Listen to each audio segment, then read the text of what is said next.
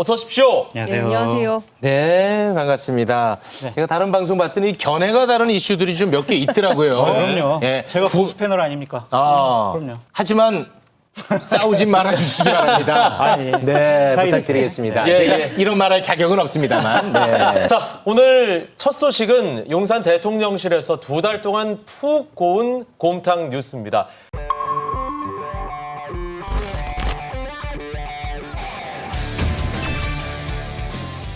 이제 대한민국에도 BBC 인터내셔널이나 일본의 NHK 국제방송 같이 국제적으로 신뢰받고 그리고 인정받는 공영방송이 있어야 하는 것은 물론이고 부인이 지난 2010년 인사청탁 시도를 받은 정황이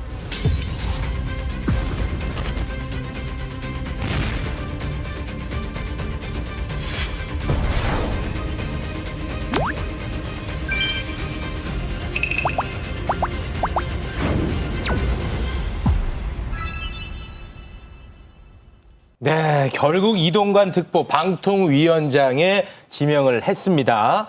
근데 YTN에서 제기한 인사청탁 의혹 보도를 향해서 네. 이동관 지명자가 법적 대응을 예고했습니다. 네. 이거 어떻게 보십니까? 선전포고. 누구에게? 더 이상 내 의혹에 대해서는 보도하지 말아라. 네? 나 이동관이야. 나 곧 방통위원장 돼. 무슨 야당이 인사청문회 때 내 의혹 제기한다고? 그래도 대통령은 날 임명할 거야. 나는 이미 후보자가 아니라 확정적인 방통위원장이야. 그러니까 내 의혹, 학폭이라든지 아니면 뭐 방속장악 문건 이런 거 내가 분명히 아니라고 그랬잖아. 이런 거 보도하면은 나는 법적으로 조치할 거야. 이런 경고성 멘트가 아니었느냐. 그래요? 오늘 그래서 저 오늘 방송 나오게 되게 겁났어요. 오늘 이동관 후보자에 대해서 막 엄청나게 아니, 의혹 큰일 났네. 제기해놨는데 네. 저 이제 가면 안 돼요? 아, 네. 무서워가지고.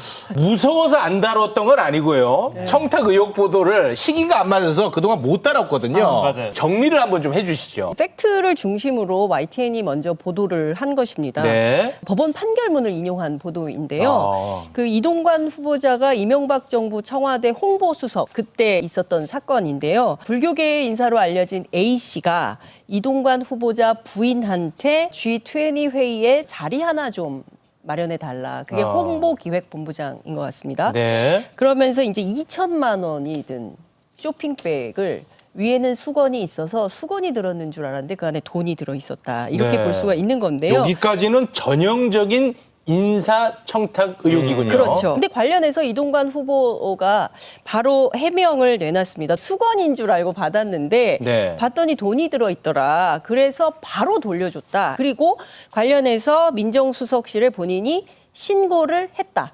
이런 입장을 밝히고 있습니다. 근데 중요한 것은 신고 시점. 그 부분과 관련해서 YTN에 정확하게 언제 신고를 했다는 것인지는 밝히고 있지 않아서 네. 그 부분은 좀 취재 포인트로 여전히 남아있는 상황입니다. 해명대로라면 큰 문제는 없어 보입니다. 깔끔하죠. 힘이 깔끔합니다. 네. 저도 그렇게 생각을 하는데 네. 일각에서는 네.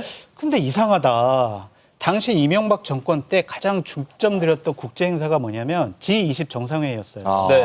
그 정상회의를 성공했으면 좋겠어요라고 불교 행사가 열렸는데 네. 이 돈을 전달했다라고 의혹을 받고 있는 그 A 씨라는 사람이 그 행사를 주관을 했어요. 네. 그런데 그 행사에 당시 대통령실의 수석 그리고 유인촌 문체부 장관이 참석을 했고 문체부 장관은 참석을 해가지고 A 씨 정말 고생 많았어요 하면서 식사도 했거든요. 네네네. 그러니까 이상한 거죠. 민정수석실에 신고를 했다면 저 사람은 요주의 인물인데 그렇죠. 왜 당시에 청와대에 근무했던 수석이 참여를 하고 또한 정부의 장관이 참여해서 축사까지 하느냐. 힘을 실어주는 모양새 아닙니까? 네, 이건 좀 이상하다. 오. 제가 의혹을 제기하는 건 아니고 일각에서 그런 의혹을 제기하고 있다. 네. 만약에 즉시에 민정수석실에 신고가 됐다면 이 사람 이거 문제가 있어. 인사청탁 논란이 있는 사람이기 네. 때문에 이 사람이 주관하는 행사에 청와대 주요 관계자, 정부 주요 거리 관계자는 둬야죠. 가면 안 돼라는 예. 게 이제 페트롤카처럼 이렇게 돌아야 되거든요. 네. 그런데 아무런 문제의식 없이 갔다?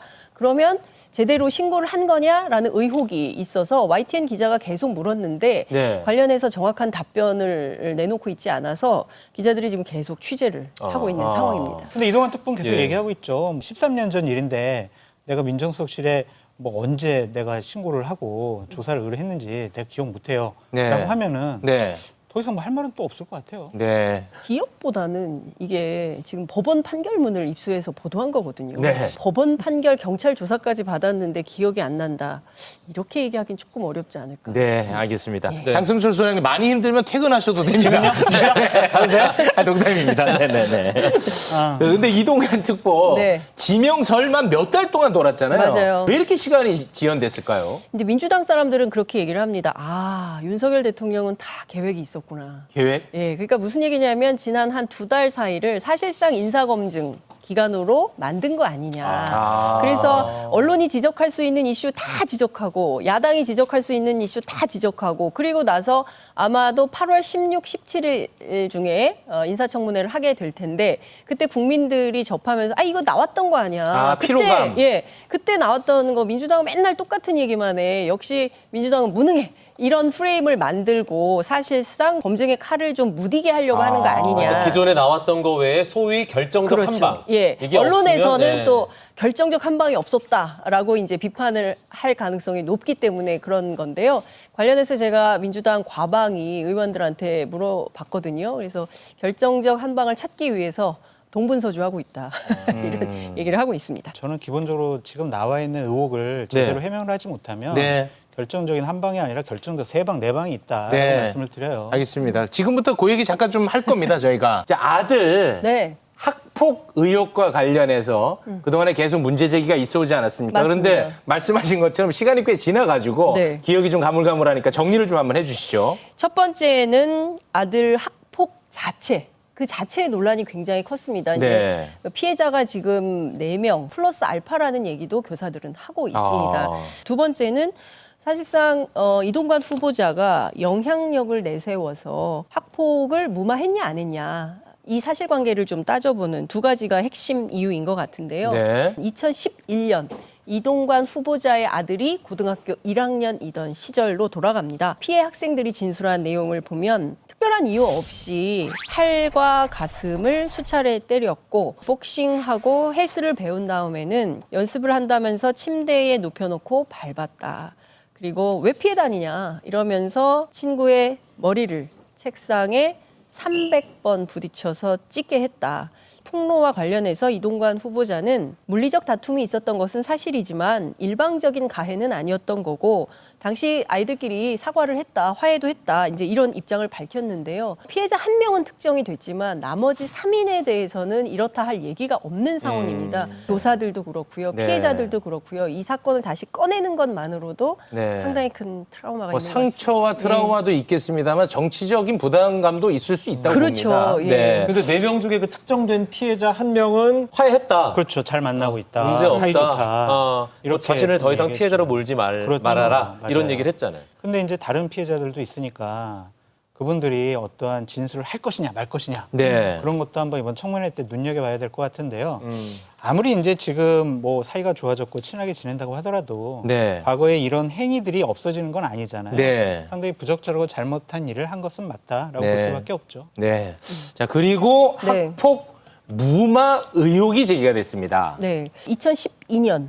그러니까 고등학교 2학년으로 올라간 3월에도 이게 계속 이어지니까 아이들이 고민이 돼서 이제 교사를 찾아가서 이제 문제가 돼서 학교 안에서 큰 이슈가 된 상태가 됐는데 이때 당시 이명박 정부의 핵심 실세로 불리고 있던 이동관 후보가 하나고등학교 전 이사장인 김승유 이사장한테 직접 전화를 걸어서 네. 학폭을 무마하려고 했던 것은 아니냐라는 의혹인데요. 네. 관련해서 이 후보자가 하나고 전 이사장한테 전화를 한 것은 맞다. 그런데 자기가 동아일보 기자 시절부터 하나고등학교에 아는 사람이 이사장밖에 없어가지고 김승희 이사장한테 직접 전화를 한 거다. 사실관계를 알아보기 위해서 문의차 전화를 한 거지. 네. 뭐 내 아들을 좀 잘 봐달라 이런 차원은 아니었다라고 해명을 하고 있습니다. 네. 그런데 관련해서 김승유 전 이사장은 좀 다른 얘기를 하고 있어요. 본인이 학폭 사실을 확인해 줄 위치에 있지 않았고 이동관 후보자가 좀 아들 전학을 시험 끝날 때까지만 좀 미뤄달라 이런 얘기를 해서 그 사실을 교장에게 전달을 했을 뿐이다. 뭐 이런 거니까 이동관 후보자의 주장과 김승유 전 이사장의 주장이 서로 다른 네. 약간 다른 차이가 있기 때문에 그것도 인사청문회에서 좀 증인 채택을 해서 좀 확인을 해봐야 되지 않을까라는 생각이 좀 들고요. 그러니까 평범한 학부모 입장에서 학교폭력 사건이 터졌는데 이사장한테 전화하지 않죠. 일단 아이가 문제가 생기면 바로 담임 선생님한테 연락을 드려서 저희 아이가 뭐 이런 문제가 있는 것 같은데 어떤 일인가요? 라고 물어보는 게 상례이지. 설령 그 학교에 아는 사람이 이사장밖에 없다 하더라도 사실관계를 확인하기 위해서 이사장한테 선뜻 전화한다거나 이건 사실 상식에 맞지 않다 이렇게 볼 수가 있을 것 같고요. 무엇보다 지금 그 부인 같은 경우에도 학폭위 열라고 주장한 교사가 누구냐 그 이름을 명단을 적어내라라고 했다는 걸 들었다는 거거든요. 지금 뭐 주호민 작가 소위 얘기하는 학부모 갑질 때문에 온 국민이 지금 공분 네. 교사들이 뭐 3만 명이나 집회를 열면서 문제 제기를 하고 있는 이런 상황인데 민주당에서는 이것이야말로 전형적인 학부모 갑질에 해당되는 것이 아니냐 이렇게 보고 있습니다. 무엇보다 이 사건은 학폭위가 열리지 않았어요. 학폭위를 열어서 기록을 남겼어야 됐는데 학폭위 자체를 열지 않고 그 자체로 일반고로 전학을 가서 기록이 없는 채로 수시로 대학에 유명 네. 대학에 입학을 한 이런 상황입니다. 학폭위는 의무사항이죠. 그렇습니다. 네. 네. 뭐 일련의 과정 어떻게 보셨습니까? 이런 상황들만 보면 상당히 부적절하고 잘못됐다라고 볼 수밖에 없고 당시에 이동관 수석이 공적인 마인드가 좀 부족하지 않았느냐라는 좀 생각도 듭니다. 네. 아무리 아는 사람이 김승유 뭐 이사장밖에 없다고 하더라도 이것은 적절하지 않은 조치였다라고 볼 수밖에 없고요. 어쨌든 인사청문회 때 이러한 부분에 대해서 이동관 수석의 입으로 한번 해명을 들어봤으면 좋겠다라는 생각이 듭니다. 네, 예. 알겠습니다. 또 하나의 논란이 이명박 정부 홍보수석 시절에 네. 언론 장악, 또 언론 탄압에 앞장섰다. 국정원 문건을 통해서 확인이 된 내용이거든요.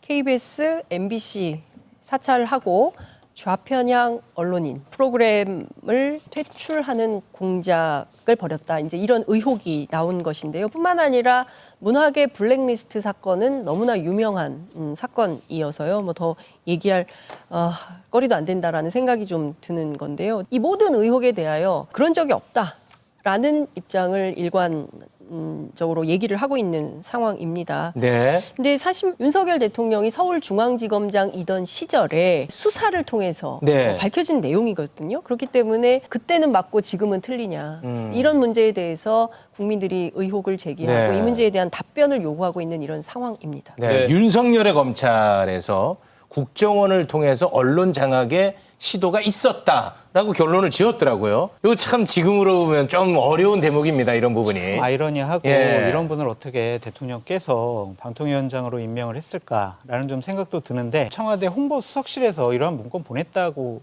했고 네. 그 보고 받은 거에 나타났잖아요.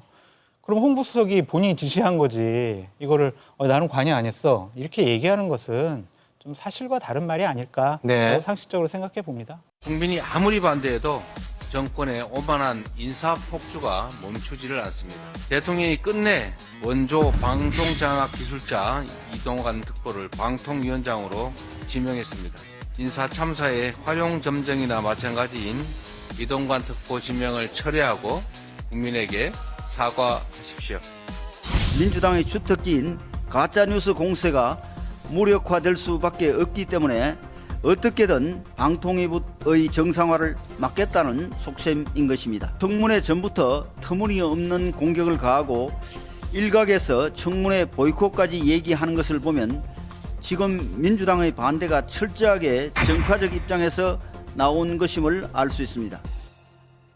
네, 장성철 소장님. 네. 자꾸만 불편한 질문드려 참으로 죄송합니다만. 괜찮습니다. 출연해봤잖아요, 제가. 네, 이 청문회가 시작되면 또 시끄럽지 않겠습니까? 시끄럽기만 할 것 같아요. 예. 아니 그래서 제가 이제 궁금한 게 방통위원장 네. 이동관 후보자 말고는 과연 없는 것인가 이런 질문이 따라붙을 수밖에 없습니다. 없다고 생각을 하는 것 같아요. 준비된 방통위원장이다라고 생각을 하는 것 같습니다. 네. 그러니까 다른 쪽에서는 방송 장악이라고 하지만 보수파 진영 또한 대통령실에서는 방송 정상화다라고 생각을 하는 것 같아요. KBS와 MBC는 공영방송이지만 언론 노조가 장악되어 있는 좌편향 방송들이다. 봐라, 이 더라이브처럼 유명한 곳에 보수 참칭 패널 장성철을 출연시키는 거 봐라. 이것부터 잘못됐다. 그렇게 생각하는 것 같아요. 지금 뭐 하시는 겁니까? 네. 아니, 그렇게 생각하는 분위기. 아니, 왜냐면 그때 막 공문도 보냈잖아요. 네. 저 출연시키지 말라고. 아, 깜짝 놀랐네요. 네. 그러니까 이런 것들을 좀 정상화시키겠다. 거의 최적임자다라고 생각을 하는 것 같습니다. 그러니까 인사청문회 때 여러 가지 이동관 후보자에 대해서 검증이 되겠죠. 뭐 어떠한 다른 의혹이 나오고 큰 거 한 방이 더 있다고 하더라도 그냥 대통령은 임명할 것 같아요.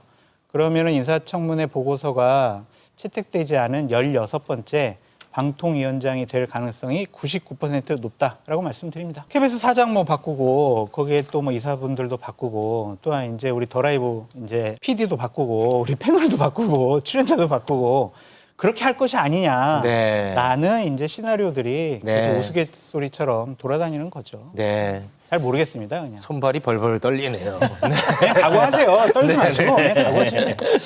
자, 우리 또 장성철 소장님이 이슈의 중심에 섰습니다. 바로 좀 가봐야 될 것 같아요. 예. 오늘 상당히 중요한 얘기를 좀 듣고 와서 처음으로 이렇게 말씀을 드리고 추석 이후에 10월 달에 퇴진할 거로 이재명 이미 대표가 생각을 하고 있고 K 의원을 예. 당대표로 밀겠다. K 의원? 전혀 사실 무근이고요. 중도층에 제가 소울이 좀 있는 사람이라고 생각하는지 10월 사퇴설을 좀 잠깐 나왔던데 좀 어떻게 보세요?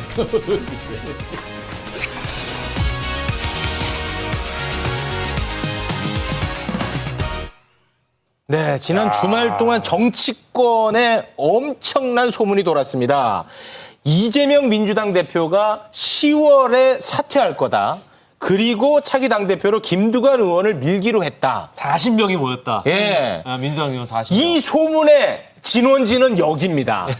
어떻게 이분이 된 말씀하신 사연입니까? 거예요? 예. 예. 어떻게 된 사연이에요? 이 난리 났던데. 그렇게 들었어요. 민주당 관계자에게. 실제로 들었군요. 네, 그래서 제가 그냥 처음에 제가 물어보지도 않았는데 막 이러한 일이 있다라고 먼저 얘기를 해주더라고요. 흘려 들었어요. 왜냐하면 뭐 9월 달에 사퇴한다, 12월 달에 사퇴한다, 내년 1월 달에 사퇴해가지고 비대위 만든다 이런 시나리오들이 여의도 바닥에는 엄청나게 많이 돌아다녔잖아요. 네. 그거 하나겠지라고 생각을 했는데 제가 별로 관심을 안 보이니까 와가지고 제 팔을 붙잡고 더 자세하게 얘기하는 거예요. 네. 이랬고 그래서 뭐 40명의 의원들도 이제 합의를 받고 이재명 당대표가 먼저 이러한 지시를 했다. 선당후사의 정신을 발휘하겠다. 왜냐면은요. 본인이 당대표로서 계속 내년 총선에 공천도 하고 얼굴이 돼서 총선을 네. 치렀는데 네. 총선에서 졌어요. 네. 다수당이 안 됐어요. 네. 바로 그날 치명타적은. 치명타가 아니라 네. 이제 정치 재개를 못해요. 당대표 그만둬야 되죠. 그리고 다음번에 대선 출마 불가능해져요. 그렇다면 민주당이 총선 승리할 수 있는 가능성이 1%라도 높은 방법이 뭐냐? 그것은 내가 좀 뒤로 물러나 있는 것. 다른 사람을 얼굴로 내세워서 내년 총선 치르겠다라는 생각을 이재명 당대표가 먼저 했다는 거예요. 그분의 주도적으로. 주장에 의하면. 네. 그래가지고 김두관 의원하고 논의를 해가지고 두 분이 합의를 봤다. 네. 이런 뭐 소설 같은 얘기를 네. 저에게 전달해 준 거죠. 근데 실제로 민주당에서 소설이라고 얘기하고 있거든요. 그러니까 이제 소설 속에서 정치적인 상상력이 발휘되고 전략과 전술이 나오는 거다라고 말씀드리는데 아니, 근데 잠깐만 생각을 해보세요. 네. 저분들이 그래 맞아요. 저기 장성철 소장 한 얘기가 맞고요. 저기 10월 달에 그만둘 거예요. 그렇게 말하기도 어렵겠다. 어떻게 이렇게 얘기를 하겠어요. 지금 저분들은 색출해라라고 지금 지시를 내렸대요. 아, 근데 이거를 누가 누가 흘렸냐? 내겠냐? 그 정보의 출처는 믿을 만한. 제가 두 번, 세 번 확인했고요. 제가 저 알겠습니다. 얘기하고 나서 다른 쪽에서 저한테 문자랑 전화를 보내가지고 맞다. 알겠습니다. 어떻게 알았냐? 뭐 이 이런. 소문 이후에 후속 취재하신 분이 있습니다. 네. 장성철 소장 때문에 제가 주말에 쉬지를 못했어요. 아이고. 토, 일, 월. 오늘 더라이브 녹화 들어오기 직전 9시 56분까지 아유. 제가 취재를 했는데요. 네. 민주당 내부에서는 말도 안 된다, 사실무근이다라고 얘기를 하고요. 일단 첫 번째, 김두관 의원을 깃발로 내세워서 40명의 현역 의원들이 뭉쳐 있으려면 뭐 정청래 의원이라든가 이런 분들이 포함돼 있어야 되는데 전혀 들은 바가 없다. 그리고 또 하나는 지난 원내대표 선거에서 김두관 의원이 얻은 표가 한 11표 정도밖에 안 된다라고 얘기를 해요. 아, 40표를 모을 능력이 40명이 안 안 된다. 된다라는 얘기를 하고, 그러니까 그 얘기는 김두관 의원이 저한테 직접 한 얘기입니다. 제가 촌 출신이라서 수도권 의원들 다 해서 뭐 40명 모을 힘이 없습니다. 그러나 내년에 그 총선에서 경남 도당위원장으로서 PK 지역의 선거를 잘 마무리해서 원내대표, 당대표 도전하고 싶습니다. 그러나 지금은 아닙니다. 누가 이런 음해성 발언을 하는 건지 알려주세요라고 이제 오히려 얘기를 하고 있고요. 민주당 안에서는 장성철 소장의 이간계다 이런 얘기를 하고 있기도 하고 그다음에 색출하라라고 얘기를 하셨다고 그래서 도대체 민주당 안에 그런 색출 분위기가 있습니까?라고 했더니 김두관 의원의 동생 있어요. 김두수 평론가라고. 이분이 그 김두관 의원실에 보좌관들 대상으로 물어보려고 했다는 거예요. 이거 말고는 아무런 움직임이 없다. 누가 누구를 색출하냐 이렇게 민주당의 그 이재명 대표 핵심 측근부터 시작을 해서 비명계까지 제가 취재를 많이 했거든요. 근데 비슷한 얘기들이 하나도 안 나와서 저는 장 소장님께 여쭙고 싶어요. 여쭤보세요. 누구예요? 누가 얘기한 겁니까? 그러니까 이제 기자분들이 취재를 하면 취재원 보호를 제일 우선적으로 생각을 하시고 가장 중요하게 생각하는데 저거를 물어보시는 것은 좀 무리한 부탁이 아니냐는 좀 생각이 들고 제가 뭐 이관계 쓸 필요도 없어요. 제가 뭐 국민의힘 사람도 아니고 저는 기본적으로 이재명 당대표가 그 자리에 있으면은 오히려 국민의힘이나 보수파가 내년 총선에 승리할 가능성이 좀 더 높아진다라고 생각하는 사람이거든요. 저는 이관계 쓸 필요가 전혀 없고 참 답답해요. 더 많은 얘기를 해드리고 싶은데 제가 만약 그 얘기를 조금 더 구체적으로 하게 되면은 특정인이 지목이 되고 그 특정인이 저한테 얘기했던 것이 되면 저는 그 사실 밝힌 게 되잖아요. 그럼 앞으로 좀 평론 생활 못 해요. 왜냐하면 그래도 장성철한테 얘기를 하면 어쨌든 출처라든지 누구라든지 이런 것들은 얘기 안 하고 절대로 자기 목에 칼이더라도 안 하는데 그걸 얘기해버리면 저는 기본적으로 평론 생활 못할 정도의 정보 이제 고갈이 될 거고 10월 달쯤에 결국엔 제가 저 이 자리에 불러주시면 그때 장 소장이 했던 말이 맞았네요 라고 할 것이다. 알겠습니다. 10월에 만약에 이재명 대표가 사퇴하지 않으면 그때도 사퇴하셔야 돼요. 근데 뭐 그 전에 우리 뭐 더라이브가 계속 진행될지 그것도 좀 의문되고 10월이 되면 뭐 다 드러나겠죠. 한 명은 떠나야 될 것 같습니다.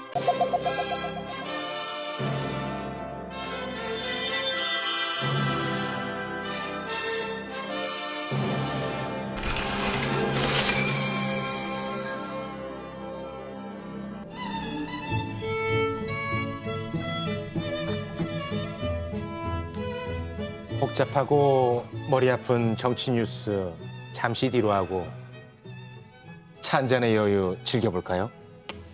고품격 문화예술 토크 더라이브 살롱 문을 열겠습니다. 윤성은 영화평론가, 영화 유튜버 거의 없다 두 분 함께합니다.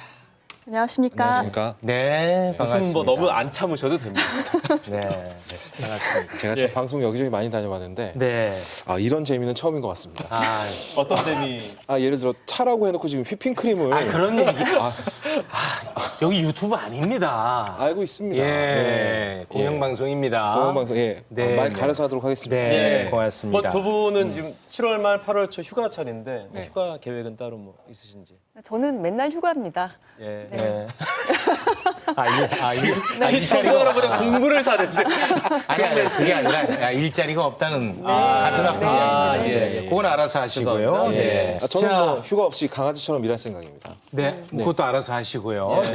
코로나19 이후에 사실 한국 영화가 어려웠고 그 부분에 대해서 저희가 또 이곳에서 다룬 바가 있었는데 맞아요. 한국 영화 대작이 몰려온다고요. 네, 그렇습니다. 사실은 작년 여름부터 시작된 한국 영화의 어떤 침체기라고 할까요? 상당히 많은 영화들이 BEP를 넘기지 못했었는데 이번 여름에 드디어 흥행 감독들의 영화와 또 기대작들이 지금 4편 정도가 순차적으로 지금 개봉을 하고 있습니다.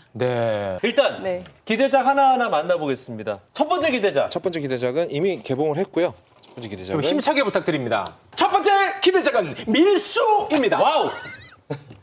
개인적으로도 굉장히 또 기대작이기도 합니다. 어떤 배우들이 나오는지.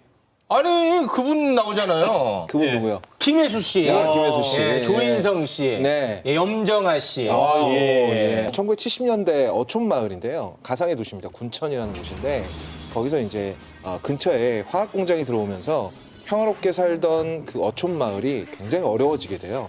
물고기들이 다 죽고 막 전복이 막 썩은 채로 잡히고 막 이렇게 어려워지게 됩니다.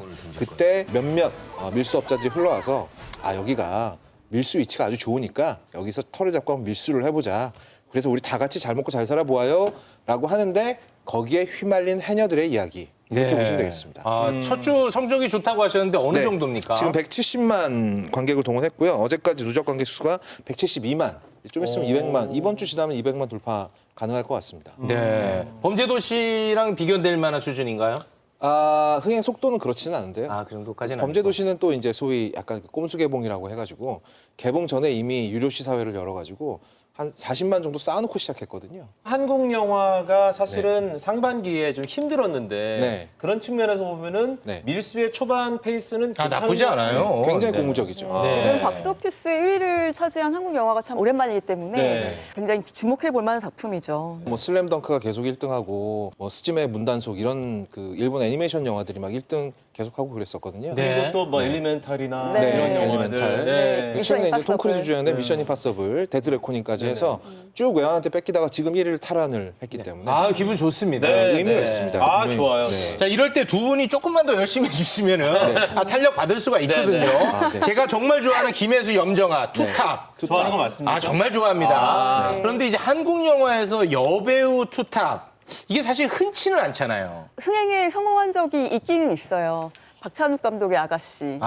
네. 그 작품을 잘 기억을 못 하시는데 사실 여성 투톱 영화였죠. 김민희 씨, 김태리 씨. 네, 예. 그렇습니다. 그런데 이제 류수환 감독 같은 경우에는 이번이 첫 번째가 아닙니다. 전에 피도 눈물도 없이라는 영화에서 또 전도연, 이혜영이라는 두 배우를 내세워서 또 영화를 찍은 적이 있는데요. 이번에 이제 류수환 감독에게 이 부분에 대해서 질문을 했을 때 인터뷰에서 그때는 좀 많이 미숙했었다. 어떤 장르의 두 캐릭터를 집어넣은 거라면 이번에는 두 캐릭터가 리드에 나가는 그런 영화다. 예, 이렇게 이제 말을 했더라고요. 저도 네. 그 말에 좀 동의를 하고요. 두 여성 캐릭터들이 정말 돋보이고 상반된 매력으로 돋보이는 그런 작품입니다. 아유, 고맙습니다. 우리 거의 기대감이- 없다님. 네. 기대감이 좋아. 이 영화 보셨겠죠, 당연히. 당연히 봤습니다. 자, 그럼 관객 입장에서 네. 추천 여부. 굉장히 잘 만든 상업 영화의 정석이에요. 정석입니다. 이 정도면 사실 근데 유승환 감독이 알고 보면 1000만 영화를 낸 적이 있어요. 베테랑이라는 영화가. 베테랑, 네. 1000만 훨씬 넘어서까지 흥행을 했었거든요. 그러니까 이상하게 유승환 감독은 힘을 주고 만들면 잘 안 되고 힘을 좀 빼고 만들면 베테랑 같은 영화가 막 1000만이 넘어갑니다. 네. 저는 유승환 감독이 힘을 좀 빼고 만들었다. 군함도 같은 영화는 사실 힘줬다가 조금 결과 안 좋았거든요. 그랬죠. 네. 유승환 감독이 이제 자기가 하고 싶은 것과 네. 관객들이 좋아하는 것 사이에서 적절한 타협점을 찾은 것 같아요. 네. 범죄도시 3랑 약간 비슷한 면이 있는 게 스토리가 살짝 꼬여있긴 한데 굉장히 명쾌하게 정리가 돼요. 좋습니다. 다 보고 나면 이해가 쏙쏙 돼. 네. 그러니까 뭐 이게 영화가 어렵지도 않고 복잡하지도 않고 네. 그냥 김혜수 염정아 따라가면 됩니다. 단순 명쾌하다. 네. 우리나라 관객들이 복잡한 영화 싫어하거든요. 네. 단순합니다. 알겠습니다. 그러면 흠 잡을 데 없는 상업 영화의 정석. 네. 이 정도에서 마무리 한번 해보면 어떨까 싶은데. 네네. 단점도 있습니다. 굳이 말고. 지금 잘 나가는데 굳이. 걱정되는 점도 있다는 것이죠. 네. 살짝만 해봐요, 살짝. 살짝 네, 그러면은 살짝. 네. 네, 살짝만. 그러면 조금만 붙이겠습니다. 뭐예요? 요 정도로. 요 뭐예요? 정도? 네. 굳이 영화가? 이게 뭐예요? 이게 제가 말씀드렸다시피 규모가 좀 작다는 게 약점으로 작용할 수 있어요. 아니, 바다가 이렇게 넓은데 무슨 얘기를 하시는 겁니까? 아니 바다가 다 세트장은 아니잖아요. 예. 그러니까 이 영화 자체가 하나의 소동극이라는 거죠. 지방 소도시에서 벌어지는 하나의 소동극. 요즘 또 이제 국산 영화들이 극장에서 개봉이 끝나면 바로 OTT에 바로 뜨지 않습니까? 네. 그래서 이걸 내가 굳이 극장까지 가서 봐야 돼? 라고 생각하시는 분이 있을 수도 있다. 지금 잘 나가다가 지금 다 내일 예매하고 주말에 보시려고 했는데 있을 수 있는데 네. 그래도 극장 가서 보세요. 정석이죠. 네. 정석인데. 고맙습니다. 정석은 사야지. 네. 네. 윤석은 평론가님은 이거 네, 아주 추천이죠. 네네. 오락성이 가장. 네. 네. 제일 좋았던 장면이 저는 이제 수준 액션 씬이거든요. 네. 그러니까 해녀들이 이제 1970년대 배경이기 때문에 상대적으로 이제 사회적인 약자로 나오는데 물속에서만큼은 해녀를 따라잡을 수가 없는 거예요. 네. 네, 어떤 그런 전복이 일어나는 그런 공간인데 정말 보고 나면 시원합니다. 그래서 여름 블록버스터로 정말 좋은 작품이라고 추천합니다. 전복이 일어나는 블록버스터. 지금 해녀들이 수종 씨 네. 전복을 따다가 전복이 일어나는 거죠. 예. 네. 두 가지 전복이 나왔습니다. 네, 양전복이 나옵니다. 자, 말장난 삼가 주시고요. 네. 자, 올여름 극장가를 강타할 한국 영화 빅4를 분석 중인데요. 두 번째 기대작 더 문. 와우. 네, 멋있죠. 달이네요, 달. 네, 그렇습니다. 그 신과 함께 시리즈로 뭐 쌍천만 감독이라는 수식어가 붙어 있는 김용화 감독의 우주 SF 영화인데요. 네. 달 탐사에 나섰다가 홀로 달에 고립된 한 대원을 다시 지구로 기환시키는데 어떤 배우들이 함께 하나요? 네, 도병수 씨가 나오고요. 그리고 설경구 씨, 김희애 씨 이런 분들이 영화에 출연을 합니다. 정말 시각적인 즐거움이 큰 영화예요. 네. 이게 설정 자체가 맷 데이먼 나왔던 헐리우드 영화 마션. 네, 리들리 스콧 감독의 마션, 예. 거기다가 산드라 블록 나왔던 그래비티 네. 적절히 섞은 다음에 네. 잘 비비면 네. 저게 나오지 않을까라는 네. 생각인데요. 뭐 마션이나 그래비티 이미 영화 채널에서 수십 번 틀어줬거든요. 네. 굉장히 익숙한 이야기예요.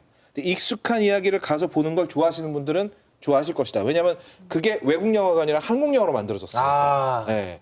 근데 굉장히 이과적인 얘기로 풀어가야 되는 얘기입니다. 사실 마션이나 그래비티나. 네. 굉장히 과학적인 사고를 하면서 말이죠. 근데 지금 예고편을 보시면 아시겠지만 설경구 씨가 막 고함을 지르고 김희애 씨가 눈물을 주르륵 흘리고 도경수 씨가 막 진짜 벌에 쏘인 것처럼 막 고함을 막 와! 뭐 이런단 말이에요. 너무 좀 감정 과잉되지 않았을까. 이 김용화 감독이 신과 함께에서도 영화마다 감정 과잉신이 막 지뢰처럼 터졌거든요. 저 상황이면 감정 과잉이 되는 거 아닙니까?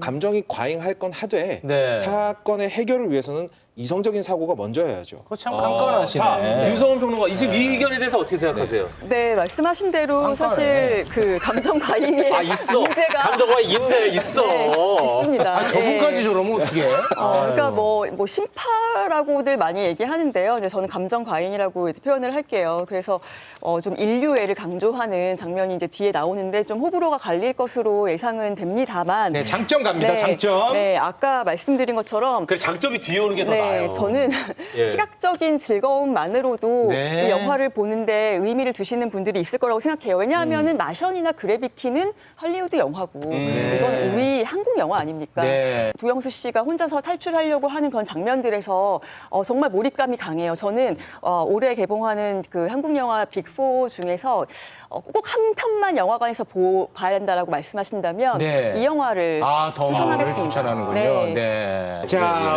올여름 네. 큰 기대를 모을 세 번째 작품은 네. 무엇입니까? 바로 이것입니다.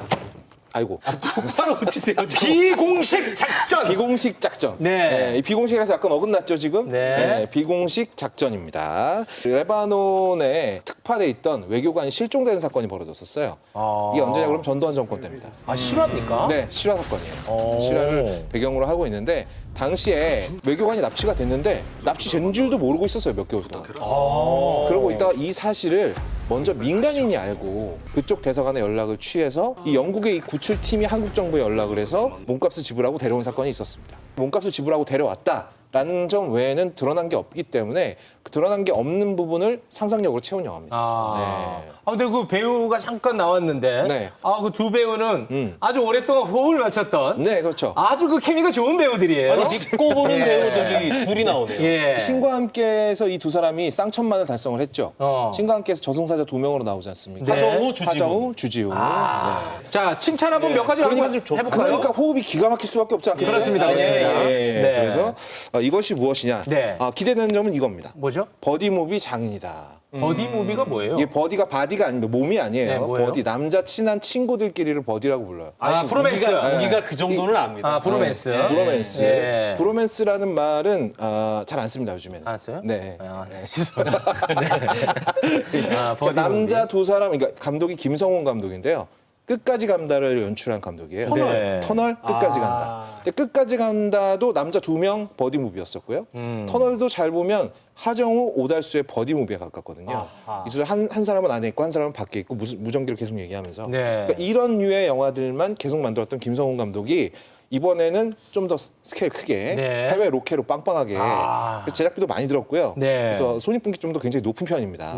제작비 아마 200억 가까이 들었을 거예요. 아유, 이거 많은 분들은 보셔야 됩니다. 네. 그런 면에서 김성훈 감독이 본인이 가장 잘하는 거였기 때문에 장면. 아마 평타 이상은 쳐주지 않을까라고 이제 많은 관객들이 기대를 하고 있죠. 그렇습니다. 네. 뭐 이건 뭐 단점이 없다는 얘기들도 들리곤 네, 하던데요. 단점이 없는 영화는 없습니다. 세상에. 그렇습니까? 네. 기시감. 기시감. 무슨 기시감이요? 기시감. 아까 우리 이제 윤석원 평론가가 마션이나 그래비티는 외국 영화지만 더 무는 한국 영화다라고 하셨는데 한국 영화에 비슷한 영화 두 편이나 있어요. 뭐죠? 모가디슈, 모가디슈. 교섭. 교섭. 네. 저는 모가디슈랑 교섭 저는 안 봤으니까요. 안 봤어요? 네, 상관없겠네요. 그럼 이것도 안 보시겠네요? 아니, 이거 보죠. 모가디슈랑 교섭을 안 보고 한국 영화 사랑해달라고 얘기할 수 아니, 이건 볼 거죠. 네, 기시감은 단점이 아니다. 네, 단점이 아니다. 네. 아니 영화를 두 개 다 본 사람은 어떡하죠? 한 번 더 봐. 아니 지금 관람료가 15,000원이 넘어가는데 이게 쉽게 알겠습니다. 예, 지금 한 칸 비었거든요. 아, 네. 예, 윤성원 평론가님 네, 채워주시죠. 마지막 작품. 자, 마지막 네. 추천작은요. 네. 자, 콘크리트 유토피아라는 저 개인적으로 이 영화 가장 영화입니다. 기대하고 있어요. 대지진으로 폐허가 된 서울에서 유일하게 하나의 아파트만이 살아남습니다. 여기에 이제 생존자들이 모여들기 시작하는 거죠. 그래서 입주민들이 회의를 열어서 입주민이 아닌 사람들, 여기 등기가 되어 있지 않은 사람들을 다 내쫓자. 네, 이렇게 해가지고 이 아파트 안에 있는 사람과 바깥에 있는 사람들이 이제 갈등 구조로 가게 됩니다. 현실을 반영한 영화라. 네. 그래서 여기에는 또 이병헌 씨, 박서준 씨, 박보영 씨. 굉장히 믿고 보는 배우죠. 네, 가장 그렇습니다. 믿고 보는 배우 중에 한 분 아니겠습니까? 그리고 네. 김선영 씨 이런 분들이 주조연들이 다 너무나 연기를 잘한 그런 영화입니다. 저는 제일 재밌게 봤어요. 예. 왜냐하면은 아무래도 평론가들은 이제 새로운 영화를 좀 추구하게 되어 있고 그리고 일단 영화적인 완성도가 가장 높다고 네. 생각이 됩니다. 그러니까 인간이 이런 어떤 극한의 상황에서 이기심과 이타심 사이에서 갈등하는 그런 모습들, 말씀하신 어떤 그런 주제 의식이 돋보이기 때문에 네. 저로서는 가장 흥미로울 수밖에 없었습니다. 네. 하지만 네. 하지만 엄근진 이렇게 해놓으셨는데 무슨 뭐죠, 뜻인지 이게? 혹시 뭐죠? 모르시는군요. 엄격 근엄 진지 네. 이걸 줄임말이죠. 그렇습니다. 그러니까 이제 콘크리트 유토피아는 상당히 좀 그 진지하고 네. 근엄하기 때문에 분위기가 보고 나면은 마음이 좀 무겁네요. 네, 무겁게 느껴지는 그런 작품입니다. 이 빅4 한국 영화끼리만 경쟁하는 게 또 아니잖아요. 네. 한국 영화끼리만 해도 사실 이거는 이제 나눠 먹는 판인데 네. 먹자 골목의 비애죠. 다 같이 모여 있으면 잘 되는 집만 잘 되지 않습니까? 네. 먹자 골목 안 가보셨나 봐요. 네, 얘기를 하면 좀 받아주시는 그런 미덕이 좀. 아니, 네. 시간이 없어서. 아, 시간을 네. 예. 그래서요? 예. 해외에서 이제 오펜하이머라는 영화가 오펜하이머요? 예, 개봉을 기다리고 있죠. 네, 크리스토퍼 놀란 감독의 영화이기 때문에 대작이에요? 네, 이번에 대작이죠. 이번 여름에 이 영화만 기다리고 계신 분들이 굉장히 많더라고요. 그래요? 저희가 한국 영화 열심히 소개했으니까 한국 영화 좀 많이 봐주셨으면 좋겠고 네. 이 오펜하이머 같은 경우에는 예매하려고 봤더니 지금 좋은 자리는 다 나갔습니다. 네, 15일 날 개봉하는데 벌써부터 지금 15일 전부터 8월 15일에 개봉하는데요. 네. 와. 한국 사람들이 유독 크리스토퍼 놀란 감독의 영화를 네. 너무너무 좋아하고 그렇습니까? 그것도 막 아이맥스로 막 가서 봐요. 막 그래요? 몇 번씩. 네. 예. 알겠습니다. 뭐 나도도 잘 될 영화인데 굳이 우리까지 뭐 이거 알아서 소개할 건 아닌 것 같습니다. 네. 예. 자, 시간이 정말 지났나요? 짧게. 네, 짧게, 진짜 짧게. 네. 각자 네. 우리 또 시사 프로그램 아닙니까? 아, 예, 그렇죠. 정치인에게 추천작 하나씩 짧게 제목 수준에서. 휴가를 앞둔 정치인들에게. 예, 정말 쉬운 영화 고르려고 노력했고요. 왜냐하면 정치인 분들이 보통 텍스트 안에 숨겨진 컨텍스트를 알아보는데 굉장히 둔해요. 그래서 돈룩업이라는 영화를 가져왔습니다. 돈룩업. 네, 집에 넷플릭스 있으면 공짜로 보실 수 있고요. 굉장히 직설적으로 그냥 때려 박히는 영화이기 때문에 네. 뭐 해석이고 나발이고 없습니다. 이제 말을 좀 죄송합니다. 쏟아해 주시고요. 나발은 나팔입니다. 네네. 예. 자, 윤성원 평론가. 네. 네, 저는 아까 나눴던 주제였죠. 그 이동관 위원장 인용 때문에 저는 갑자기 또. 더 포스트라는 영화를 더 추천해드리고 포스트. 싶습니다. 포스트. 네. 네. 언론은 통치자가 아닌 국민을 섬겨야 한다라는 그런 대사가 나오는데요. 네. 네. 언론은 통치자가 아닌 국민을 섬길 수 있는 위원장님 모시길 바랍니다. 네, 알겠습니다. 웬만한 시사평론가보다 더 세게 들어오시네요. 네, 알겠습니다. 여기서 마무리 짓겠습니다. 함께해 주신 두 분 대단히 고맙습니다. 고맙습니다. 감사합니다. 예.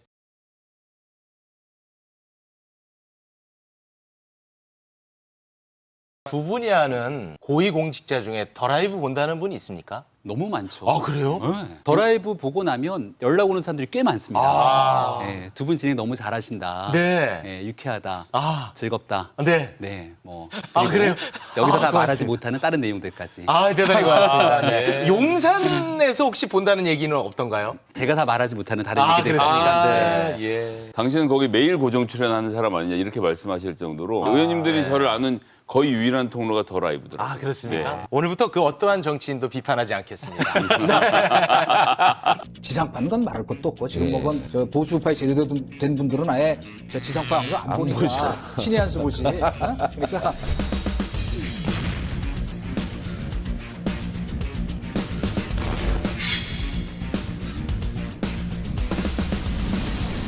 민주당 정권이 이동관 후보자를 두고 언론 장악과 방송 탄압의 상징적 인물이라고 억지를 부립니다. KBS2 민영화 그리고 MBC 민영화와 같은 주요 방송사들에 대한 민영화 시도가 본격화될 것이라는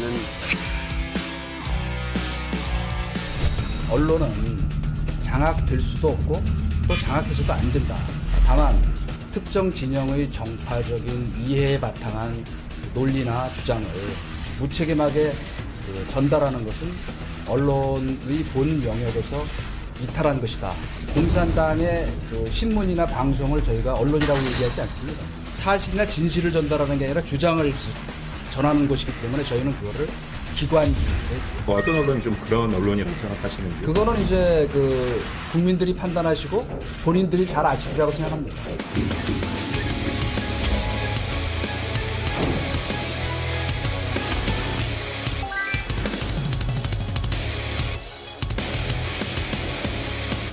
과거 공산당의 신문이나 방송을 언론이라고 하지 않는다. 그러자 기자가 우리나라에 그런 언론이 있느냐라고 물었더니 그렇다. 국민이 잘 아실 것이다. 이 발언의 감정가 지금 바로 매겨 주십시오. 자, 상당히 고액이에요. 2억 뭐 얼마고요? 1조 원부터 가볼까? 1조? 네. 돈이 많아 보이죠. 네. 근데 이 1조 원이라는 금액이 미국 폭스뉴스의 얘기입니다. 2020년 대통령 선거에서 개표 조작 있었다는 가짜 뉴스를 지속적으로 얘기해서 결과적으로 1조 원이라는 금액을 이 폭스뉴스가 물어주게 된 거죠. 그러니까 이런 사례들이 전 세계에 있을 정도로 가짜 뉴스의 폐해가 너무나 심각하다는 것을 잘 알 겁니다. 네. 이동관 후보자가 하고 싶었던 얘기는 언론은 장악할 수도 장악될 수도 없다. 굉장히 맞는 말을 했고요. 네. 다만 자유에는 책임이 따른다는 건 이런 가짜 뉴스로 전 세계가 몸살을 앓고 있는데 우리 언론 미디어 환경이 그런 책임을 가져가야 되는 공정한 언론이 돼야 되지 않겠냐라고 하는 1조 원짜리 네. 발언이었다고 생각합니다. 혹시 뭐 어떤 특정 언론을 염두에 두고 한 발언일까요? 저는 그렇게 생각하지는 않습니다. 그냥 원론적인 얘기. 그런 잘못된 일들을 의도적이고 악의적으로 해오는 곳이 있다면 이 폭스뉴스의 사례처럼 바로잡힐 필요가 있다라는 주장이라고 생각합니다. 네. 우리나라에도 있다고 그랬는데. 네. 저는 2억 2,492만 원 이명박 정부 때 4대강 사업을 홍보한답시고 대한니우스라는 걸 만들었습니다. 2,492만 원을 주고 만들어서요. 각 영화사에 2억 원의 홍보비를 들여서 극장에 영화를 보러 가면 대한뉴스가 갑자기 나와서 오늘 이명박 대통령께서는 물론 이렇게 하진 않았습니다만 이제 4대강의 내용을 홍보하는 영상을 만들어서 했었는데 네. 그게 공산당 기관지 같은 언론이죠. 내 말만 잘 들으면 돼. 내 말을 잘 들으면 너희들에게 자유를 주겠어. 그런 언론의 자유. 이게 정말 공산당식이 아닌가라고 말씀을 드리겠고요. 유럽 같은 경우는 정당의 기관지 형태로 좌파 언론, 우파 언론이 다 나뉘어서 정확히 자기 입장을 가지고 주장을 표명하거든요. 그러니까 주장을 표명하면 안 된다 이렇게 말씀하시는데 다른 나라의 언론들을 어떻게 움직이고 있는지도 좀 봐주실 필요는 있을 것 같습니다. 언론사가 자기 견해를 가지고 있을 수 있죠. 다른 것 떠나서 공영방송의 틀 내에 있는 방송은 더군다나 그 공정성을 제대로 지켜야 됩니다. 김어준 씨가 출연했던 TBS 라디오 같은 경우가 국민의힘에서 대표적으로 문제를 제기하고 있는 곳이기도 한데 그때 수없이 잘못됐다, 편향적이다, 이렇게 가서는 안 된다. 사례들까지 언급해서 얘기했습니다만 아주 긴 시간 동안 그런 방송들을 이어왔습니다. 그런 편향적인 방송으로 가지 않도록 공정성에 관한 언급을 하고 싶었던 것이 아닌가 그렇게 생각이 됩니다. 거기에 보태서 이제 말씀을 좀 드리자고 하면 이동관 후보자가 국민들은 아실 것이라고 얘기를 했잖아요. 이 앞에 생략된 단어가 있습니다. 유튜브 구독자 국민들은 아실 것이다. 네? 이동관 후보자가 국민들이 어떤 언론사인지 알 거라고 했잖아요. 네네네. 그 언론사를 아는 국민들은 유튜브를 보시는 분들인 거죠. 이동관 수석도 직접 출연을 여러 차례 했지만 일부 극우 유튜버들의 그 독창적인 세계관이 있거든요. 이동관 등장, MBC, KBS 다 죽었다. 뭐부터 시작해서 주사파라는 말까지 서슴지 않으면서 방통위원장 후보자가 이걸 다 정상화할 거다라는 기대를 하고 있더라고요. 그 방송을 보시는 분들은 야, 우리나라에 지금 정리해야 될 언론이 어디다 딱 눈에 들어오는 상태일 텐데요. 대부분의 국민들은 그렇게 생각 안 하실 겁니다. 그리고 언론사가 보도가 가지고 있는 기능이 한 요만큼이라고 한다면 예를 들면 KBS는 재난방송부터 시작해서 드라마 등등 여러 분야가 있는데 본인 눈에 걸리는 몇 개의 그 뉴스 꼭지를 가지고 이런 식으로 언론사를 취급한다 큰일 날 일입니다. 이동관 후보자가 홍보수석 시절에 언론 장악을 시도했다는 논란에 대해서 이렇게 발언을 했습니다. 제가 만약 언론 장악하려고 지시 실행했다면 이 자리에 설 수 있겠느냐 이렇게 이제 반문을 했거든요. 이 발언에 대해서는 두 분 어떻게 동의하십니까? 네, 뭐 인사검증이 충분히 있었을 거라 생각하고 지금 민주당에서 거듭 얘기하고 있는 건 과거에 있었던 수사보고서에 이런 문건들이 있지 않았냐. 근데 그 내용들이 결국 기소도 되지 않았고 재판도 되지 않았던 수사보고서의 일부 문건들을 가지고 얘기하고 있는 것 같은데요. 네. 저는 민주당이 좀 묻고 싶은 게 수사보고서에 이런 내용이 나왔기 때문에 확정적인 범죄인처럼 만약 얘기를 하기 시작한다면 우리 민주당의 대표인 이재명 대표는 정진상 실장이 기소돼서 공소장에 수십 회나 이재명이 등장하는데 아니 그런 얘기는 어떻게 주장하시려고 수사보고서 얘기를 꺼내는지 이 내용들을 그대로 이재명 대표께 돌려드리고 싶습니다. 자, 일단 법적으로 문제가 있어. 법적으로 문제가 없으면 우리 정부는 아무런 문제가 없어. 지난 이태원 참사부터 시작해서 최근에 이 오송 지하차도 참사까지 이 정부의 유일한 기조는 검찰이 기소할 수 있는 문제인 거고 검찰이 기소 못하면 아무런 문제가 없다라는 사과도 할 필요 없다는 태도를 끝까지 유지하고 있는데 이번 문제도 이동관 수석과 관련된 여러 가지 논란들도 검찰이 기소할 수 있는지 여부로만 보고 있는 것 같습니다. 국민의 눈높이는 하나도 맞추지 않는 문제가 있고요. MBC 같은 경우는 좌파 언론인을 정리한다던 국정원의 문건을 작성을 어디서 의뢰했는지를 보면 청와대 홍보수석실이라고 되어 있었고 2009년 9월부터 2010년 7월까지 홍보수석실의 홍보수석은 이동관 수석이었습니다. 본인은 모른다고 부인하지만 시스템 조금만이라도 아는 분들은 국정원에서는 홍보수석의 명 없이는 그런 걸 작성 안 했다는 것은 주제 사실인데 이게 다 공소시효가 지났기 때문에 기소할 수 있어? 없으니까 범죄가 아니지.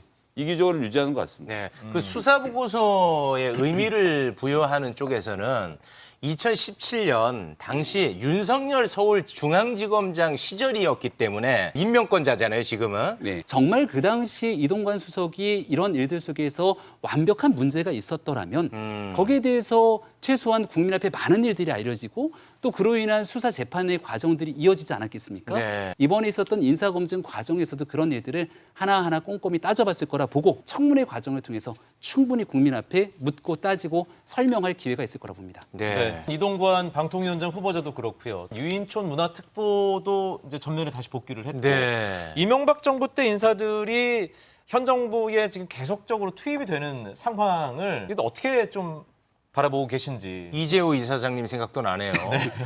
뭐 이재호 이사장님은 아무 역할을 할 수 없도록 입을 막기 위해서 민주화운동 기념사업회에 보내놓은 상태로 봅니다. 거긴 뭐 큰 권한은 없지만 공적인 자리이기 때문에 방송에 나와서 말을 할 수는 없으니까 윤석열 대통령 입장에서는 적절한 인사 배치를 한 것이고 너무 우리 KBS 이재호 이사장님을 이렇게 좀 폄훼하는 게 아닌가라는. 아니, 이재호 이사장님을 안타깝게 생각하는 거죠. 어떻게 거기서 이렇게 발을 묶어놓나라는 말씀을 드리는 거고요. 지금 공영방송을 대하고 있는 이 정부의 태도를 보면 유튜브만 보면 굳이 공영방송 볼 필요 있냐라는 생각으로 MBC도 민영화하고 KBS J텔레비전도 민영화하고 그 전초전으로 YTN 민영화부터 시작해서 한전 KDN과 마사회가 갖고 있는 지분부터 팔아치우려고 하는 움직임 곧 벌어질 겁니다. 이렇게 쭉 기조로 나가서 결국은 전반적으로 공중파의 하락, 거기에 따른 유튜브의 집중 이런 그림을 그리고 있는 것은 아닌가 좀 우려가 되는 지점이 많이 있습니다. 저는 민주당이 좀 솔직했으면 좋겠습니다. 지난 5년 동안 문재인 정부의 이 언론 환경에 대해서 정치적 중립을 잘 지켜오도록 노력했는지 그런 일들이 제대로 진행됐다면 한상혁 방송통신위원장이 기소가 돼서 재판을 받는 일은 없지 않겠습니까? 종편 재승인 평가 과정에서 이런 것들을 조작하는 등 위법과 불법에 대한 행동들 일체 없을 것이라 생각하고 해야 되는 일들을 하나씩 수행할 거라 생각합니다. 이동관 후보자에게 영상 편지 한번 좀 띄워보죠. 네, 편안하게 두 분 다. 예, 이동관 후보님, 자 지금 보시면 아들의 학폭 문제 때문에 아들도 지금 고초를 겪고 있고요. 부인 되시는 분도 재판 과정 통해서 뇌물을 줬다 받았다 여러 가지 복잡한 사정이 있습니다. 지금 이런 상태에서 나와서 공산당 기관지 같다 이런 이야기까지 해가면서 레드 컴플렉스를 드러내면서 굳이 하실 필요가 있을까? 지금이라도 다 내려놓으시고 집에서 편하게 이 음악 들으시면서 마음을 좀 치유하시기 바라겠습니다. 뮤직 큐. 이 뭡니까 이거? 이 뭡니까 이거? 여름 휴가니까요. 예. 즐겁게 계속 빨간맛 듣다 보면 지금 국민의힘 빨간색이지 않습니까? 네. 빨간색 꼭 나쁘지 않다라는 것을 좀 배우실 수 있는 계기가 됐습니다. 네. 예. 국민들께서 제일 싫어하는 게 내로남불 아니겠습니까? 우리가 지난 정권 때 방송에 대한 공정성을 잃었다고 숱하게 얘기를 했는데 부디 한상혁 방송통신위원장의 길과 다른 공정한 언론을 그리고 공정한 미디어 환경을 만들어갈 수 있는 중요한 역할을 해주기를 기대합니다. 예, 이동관 후보자 내로남불 안 된다. 김병민 감정위원회 묵직한 한마디였습니다. 우리들의 미래가 훨씬 더 긴데 왜 미래가 짧은 분들이 똑같이 1대1 표결을 하냐는 거죠, 투표권을. 네, 우리 김병민 최고위원이 스튜디오 들어오면서 김은경 하면서 들어왔거든요. 지금 화가 많이 나 있습니다. 네. 여기에 또 양이원영 의원이 또 기름을 부은 격이에요. 한 사람의 얘기가 아니라 민주당 의원까지 갔으니까 답은 이재명 대표가 해야 될 건데 휴가를 떠나지 않았습니까? 네. 저도 휴가를 떠난 이재명 대표를 위해서 노래 하나 준비했습니다. 노래? 같이 들어볼까요? 내 나이가 어때서 투표에 나이가 있나요? 야, 이 대한민국의 수많은 어르신들께서 우리 대한민국을 만들어왔던 주축이 됐던 분들 아닙니까? 근데 여명에 따라서 투표를 달리줘야 된다는 얘기를 했는데 네. 그다음 양이원영 의원이 하는 얘기를 들어보면 미래에는 살아있지 않을 사람들이라고 딱 규정을 지니까 이거는 조금 이거는 의혹이 아니라 확신범으로 볼 수 있는 것 아니겠습니까? 네네. 민주당의 이재명 대표가 나서서 이 문제를 정리하지 않게 되면 민주당의 전체 입장이 이런 거구나라고 네. 국민들은 인식할 수밖에 없기 때문에 대표 차원의 정리가 필요한 시점이다. 네. 예, 뭐 제가 아무 자격이 없는 그냥 민주당 당원일 뿐인데 정말 자격은 없죠. 정말 아무런 자격이 없긴 합니다만 어쨌든 이런 발언으로 불쾌하셨던 모든 국민들께 저라도 사과드리겠습니다. 사과는 드려야죠. 네. 김은경 혁신위원장은 산수도 안 되는 분인 거죠. 여명이라고 하면서 어떻게 표가 같은 가치를 갖추냐고 말을 하는데 그 아드님과 환갑인 사람은요. 투표하는 횟수가 다릅니다. 환갑인 분은 기대수명 84세까지 하면 6번의 투표를 하게 되고요. 아드님은 20살이면 16번의 투표를 하게 되거든요. 총선 기준으로요? 예, 총선 기준으로 해서 그렇게 많은 투표를 하기 때문에 청년의 기회를 뺏어가는 것은 아무것도 없는 겁니다. 그리고 저도 사회에 나가서 20년 동안 생활해서 지금 이 자리에 와 있는데 앞으로 20년 더 벌어야 은퇴할 나이가 되거든요. 은퇴 연령이 70세이지 않습니까? 그런데 70대신 분들도 20년을 더 사는데 그런 노인분들이 앞으로 투표할 기회가 몇 번 없다는 말은 정말 있을 수 없는 얘기고 그분들이 앞으로 20년 인생을 설계하는 데 있어서 어떤 정치인이 나에게 맞는 정치인인지를 고르는 건 너무 당연한 일인데 나를 찍지 않는 사람은 투표하지 말라는 생각이 혹시 마음속에 있었다고 한다면 양이원영 의원도 그렇고 김은경 혁신위원장도 이 점에 대해서는 분명한 반성과 사과를 해야 된다고 생각합니다. 네. 근데 제가 궁금한 게 정치인분들은 이게 사과하는 게 매우 어려운 일입니까? 아니죠. 사과를 하면 금방 끝날 문제를 사과하지 않아서 자꾸 키우는 거 우리가 수십 번 봐오지 않았습니까? 아니, 이거 왜 여쭤보냐면 민주당이 여당 사과 좀 해라. 그런 발언을 해오지 않았습니까? 맞습니다. 근데 이번에 그게 적용이 안 되는 것 같아서요. 오늘 일단 김은경 위원장이 오해 여지가 있었지만 노여움을 푸시라고 사과의 뜻을 표하긴 했습니다만 빨리 했어야 되고 더 확실하게 했어야 된다라고 생각합니다. 무슨 소지가 있다, 오해. 제 본인은 그게 아니었는데 이건 사과가 아닙니다. 건설 산업의 이권 카르텔이 지적되고 있습니다. 국민 안전을 도외시한 이권 카르텔은 반드시 깨부숴야 합니다. 특정 산업의 독과점 구조, 정부 보조금 나눠먹기 등 이권 카르텔의 부당 이득을 낱낱이 걷어내야 합니다.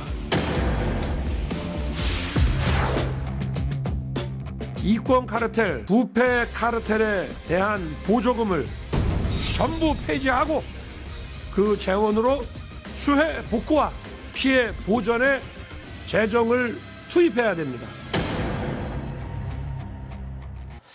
윤석열 대통령이 이권 카르텔을 자주 언급하는 이유 어떻게 보십니까? 이건 일종의 월간 윤석열 같은 겁니다. 예, 이달의 단어. 이번 달은 카르텔이었고요. 3월에는 북핵억제였고요. 1월에는 노조 때려잡기였습니다. 예. 그래서 그냥 그달에 생각나는 단어가 있으면 그 얘기를 쭉 하다가 저도 애 키워보면 압니다만 한 3달 동안 막 피아노 다니다가 재미없다 그러거든요. 그럼 또 갑자기 또 태권도 시켜달라 그럽니다. 대통령은 전반적으로 크게 국정 운영 과제를 잡아놓는 게 아니라 그달에 꽂힌 단어. 지금 이제 6, 7월 연속으로 카르텔 1등을 하고 있는데요. 예, 9월엔 과연 무슨 얘기를 할지. 네, 아니 근데 저 위원님. 제가 이렇게 말씀드린 이유는 있습니다. 분명하게. 네. 왜냐하면 이 정부에 들어서서 뭐 하겠다고 했습니까? 교육개혁, 연금개혁, 노동개혁 그 3개 얘기했죠. 연금개혁 뭐 하고 있나요?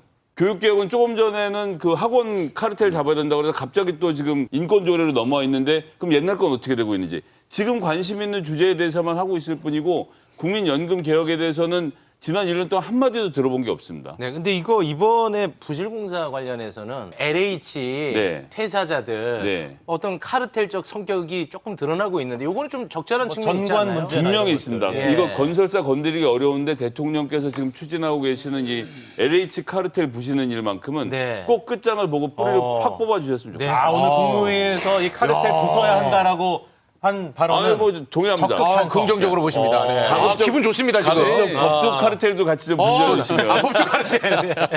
아니 이게 윤석열 대통령이 해왔던 카르텔이라고 하는 용어가 국민들께 울림이 있는 일이라고 생각하거든요. 얼마 전에 나왔던 보도를 보니까 현직 교사들이 사교육 업체에서 돈을 수억씩 받았던 일들까지 나오지 않습니까?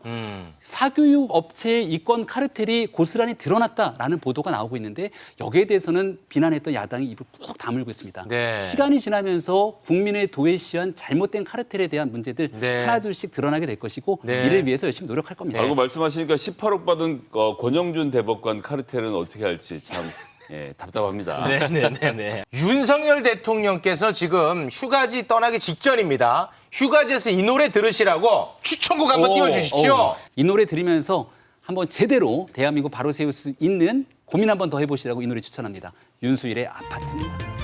아파트 지금 이거 좀 골칫거리인데. 아니, 이 아파트를 중심으로 대한민국 국민들의 삶이 흔들리고 있습니다. LH를 중심으로 이루어지고 있는 이 아파트 문제 반드시 해결할 거라 생각하고 네. 이 고민들까지 함께 담아올 거라고 기대하면서 노래를 전합니다. 아니, 뭐 여당 최고위원이 대통령에게 숙제를 그러게요. 네, 쉬지 말라는 말처럼 들리네요. 예. 네. 버스커의 여수밤바다를 권해드리겠습니다. 이거는 왜 그런 거죠?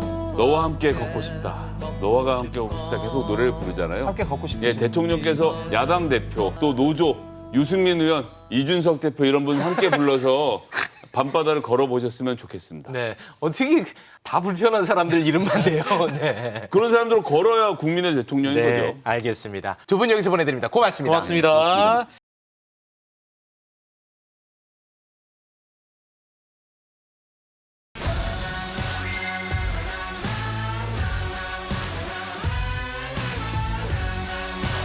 혹시 그 스카우트 경험이 있으십니까? 학창 시절에?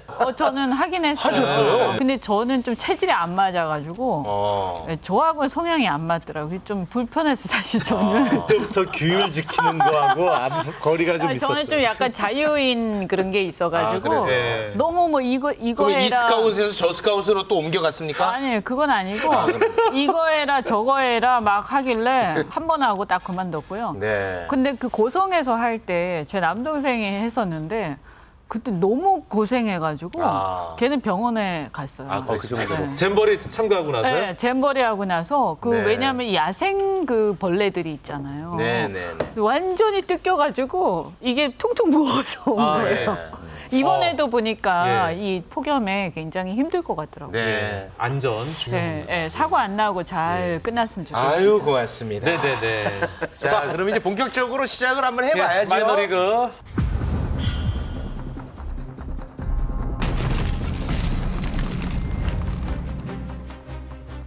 무량판 공법 지하 주차장은 모두 우리 정부 출범 전에 설계 오류, 부실 시공, 부실 감리가 이루어졌습니다. 필요하다면 지난 정부의 국토교통부는 물론이고 대통령실의 정책 결정자에 대해서도 조사가 이루어져야 합니다.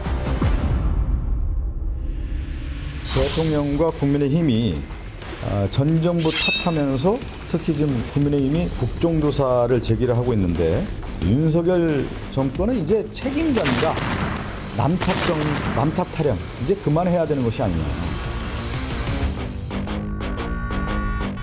네, 이른바 철근 누락 아파트 논란과 관련해서 정치권에서는 또 내탓 공방을 하고 있습니다. 정부 여당에서 이제 전 정부 탓을 했고요. 민주당은 뭔 소리냐? 윤석열 정부 출범 후에 준공되거나 부실 시공이 있었다라고 맞받아치고 있습니다. 어떻게 보십니까? 이 과정?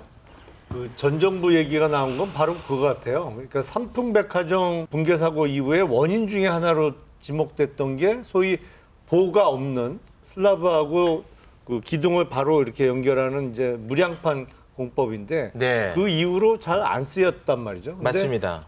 공교롭게 LH에서 발주하는 아파트의 지하 주차장에 무량판 공법이 많이 설계되고 시공되기 시작한 게 2017년부터라고 해요. 근데 2017년도에 문재인 정부가 출범을 했잖아요. 네. 그러니까 그 전에는 잘 사용하지 않던 공법을 왜 하필 그 시점부터 많이 사용하기 시작했느냐, 그 부분에 대한 문제 제기라고 이해를 합니다. 네, 요거는 이제 그 팩트 체크 차원에서 2016년 11월, 그러니까 이제 박근혜 정부 시절에 이제 시범 사업을 시작했다고 하더라고요. 그러니까 본격적으로 된 건 2017년도. 네.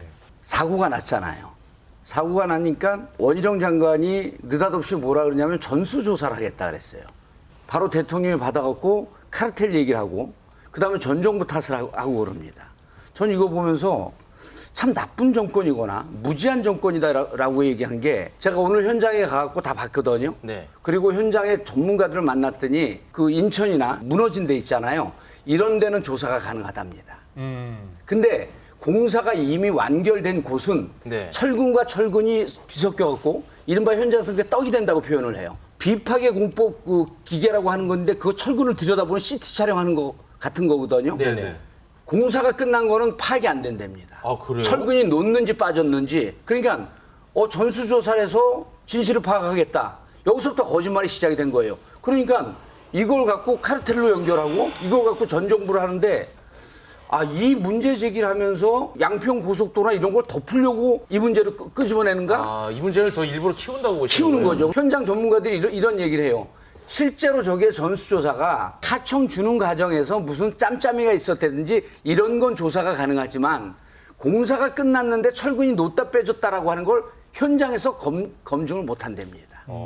이게 가장 심각한 문제예요. 그러니까 이 부분을 정치적 공방으로 끌고 가기 위해서 이것도 거짓 프레임을 만들었다. 지금 이게 정당이나 정권하고 무슨 상관이에요? 상관이 없는 얘기예요. 저는 정말 한심하기 짝이 없어요. 근데 이 문제는 제기하는 것은 저는 좋다. 네. 그리고 개선하자. 그렇죠. 그죠? 그런데 이게 너무 처벌에만 집중하거나 이렇게 어떤 정치 세력에다가 책임을 추궁하는, 그러면 지금 정부는 또 뭐예요? 그 지금까지 가만히 있었잖아요. 그 말이 안 되고요. 전 대한민국 정부 아닙니까? 대한민국 정부지, 대한민국 국토교통부고 그 공무원들 계속 그대로 있는 거예요. 네네. 윤석열 정부, 그다음에 문재인 정부 다 따로 놉니까? 다른 나라예요? 정말 저는 이거 심각하다고 생각하고요. 정권 교체가 왜 됐습니까? 과거에 뭔가 조금 미진한 거 있었으면 잘해라 이런 거잖아요. 네. 그러니까 우리가 이걸 하겠다라고 하면 거기서 다 끝나는 얘기고, 민주당도 이걸 너무 이렇게 받아가지고 막 싸우지 말고 이게 대안을 제시하고 좀 쓸데없는 얘기 그만했으면 좋겠어요. 그러니까 이게 정쟁으로 가지 마라. 이미 이제 준공이 된 아파트에 입주가 예정돼 있는 분들 같은 경우 얼마나 불안하겠어요. 불안하죠. 근데 대통령이 저걸 가지고 국무회의 석상에서 말씀을 하시면서 우리 정부 이전에 시공, 감리, 이 부실에서 발생한 거고 그 원인은 카르텔이다. 지금 중요한 게 그게 아니잖아요.